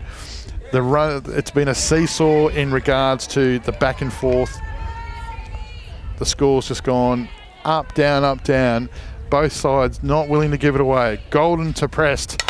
She's gone hard to shortstop. Chillingworth at extension takes the catch of the line drive rocket hit by Katie Prest to shortstop. And the Magpies get a much needed first out. Just see here on the CMAX replay, and you can just see she's just hit that like an absolute rocket. And Chillingworth, the athlete that we know, jumps out. McBurney already scored an RBI in this game already. She comes to the plate with one out. You just see on the CMAX replay, runner at third, had to jump back. Rebels need 3 to tie it, 4 to win it. And if you think that sounds like it's crazy, just remember that the Magpies went in 2 down in the top of this innings and scored 6 to go 4 ahead. So nothing's off the table yet. McBurney, she leans back. Glenelg in the heart of their lineup here as she line drives it down the third base line. Golden here looking for a second out. Magpies defense 2 outs away from arguably a massive win in the scope of their season without their superstar Grauer here. Low, McBurney does a good job staying off of it. The franchise Courtney Shepherd on deck, ready to go with bases bulging here and only 1 out. McBurney gets caught underneath it. Maslin runs over and takes an amazing catch as McBurney just gets it hit on the top of the barrel. And just see here on the CMAX replay, just high on the bat, Maslin masked straight off, looking away into the sun. That is a super difficult catch to take, and Maslin has made that look as simple as she can. Shepherd now comes to the plate at 2 out. The tying run is at first base. Courtney Shepherd herself, the go-ahead at 2 out. Fouls it off. Golden gets in front of the count. Magpies outfield have come in, obviously playing the out here. They're up by 3 after being down by 2 at the start of this innings. This game's gone 2 hours, which for Premier League is crazy here. We hope that you've enjoyed it. We'll be signing off pretty quickly once she's finished. Ground out, third base, Nash, it spills, but it's still good enough for her to recover the ball and make the play at third base. And that's it. That's the 3 outs that they needed. So they've come from behind, the Magpies, and they take this win here. As you see on the replay, the good play by the youngster. So thank you to producer Jono. Thank you to our guests that have come in here. And thank you for everybody who have staying with us today. The Magpies 12, Rebels 9.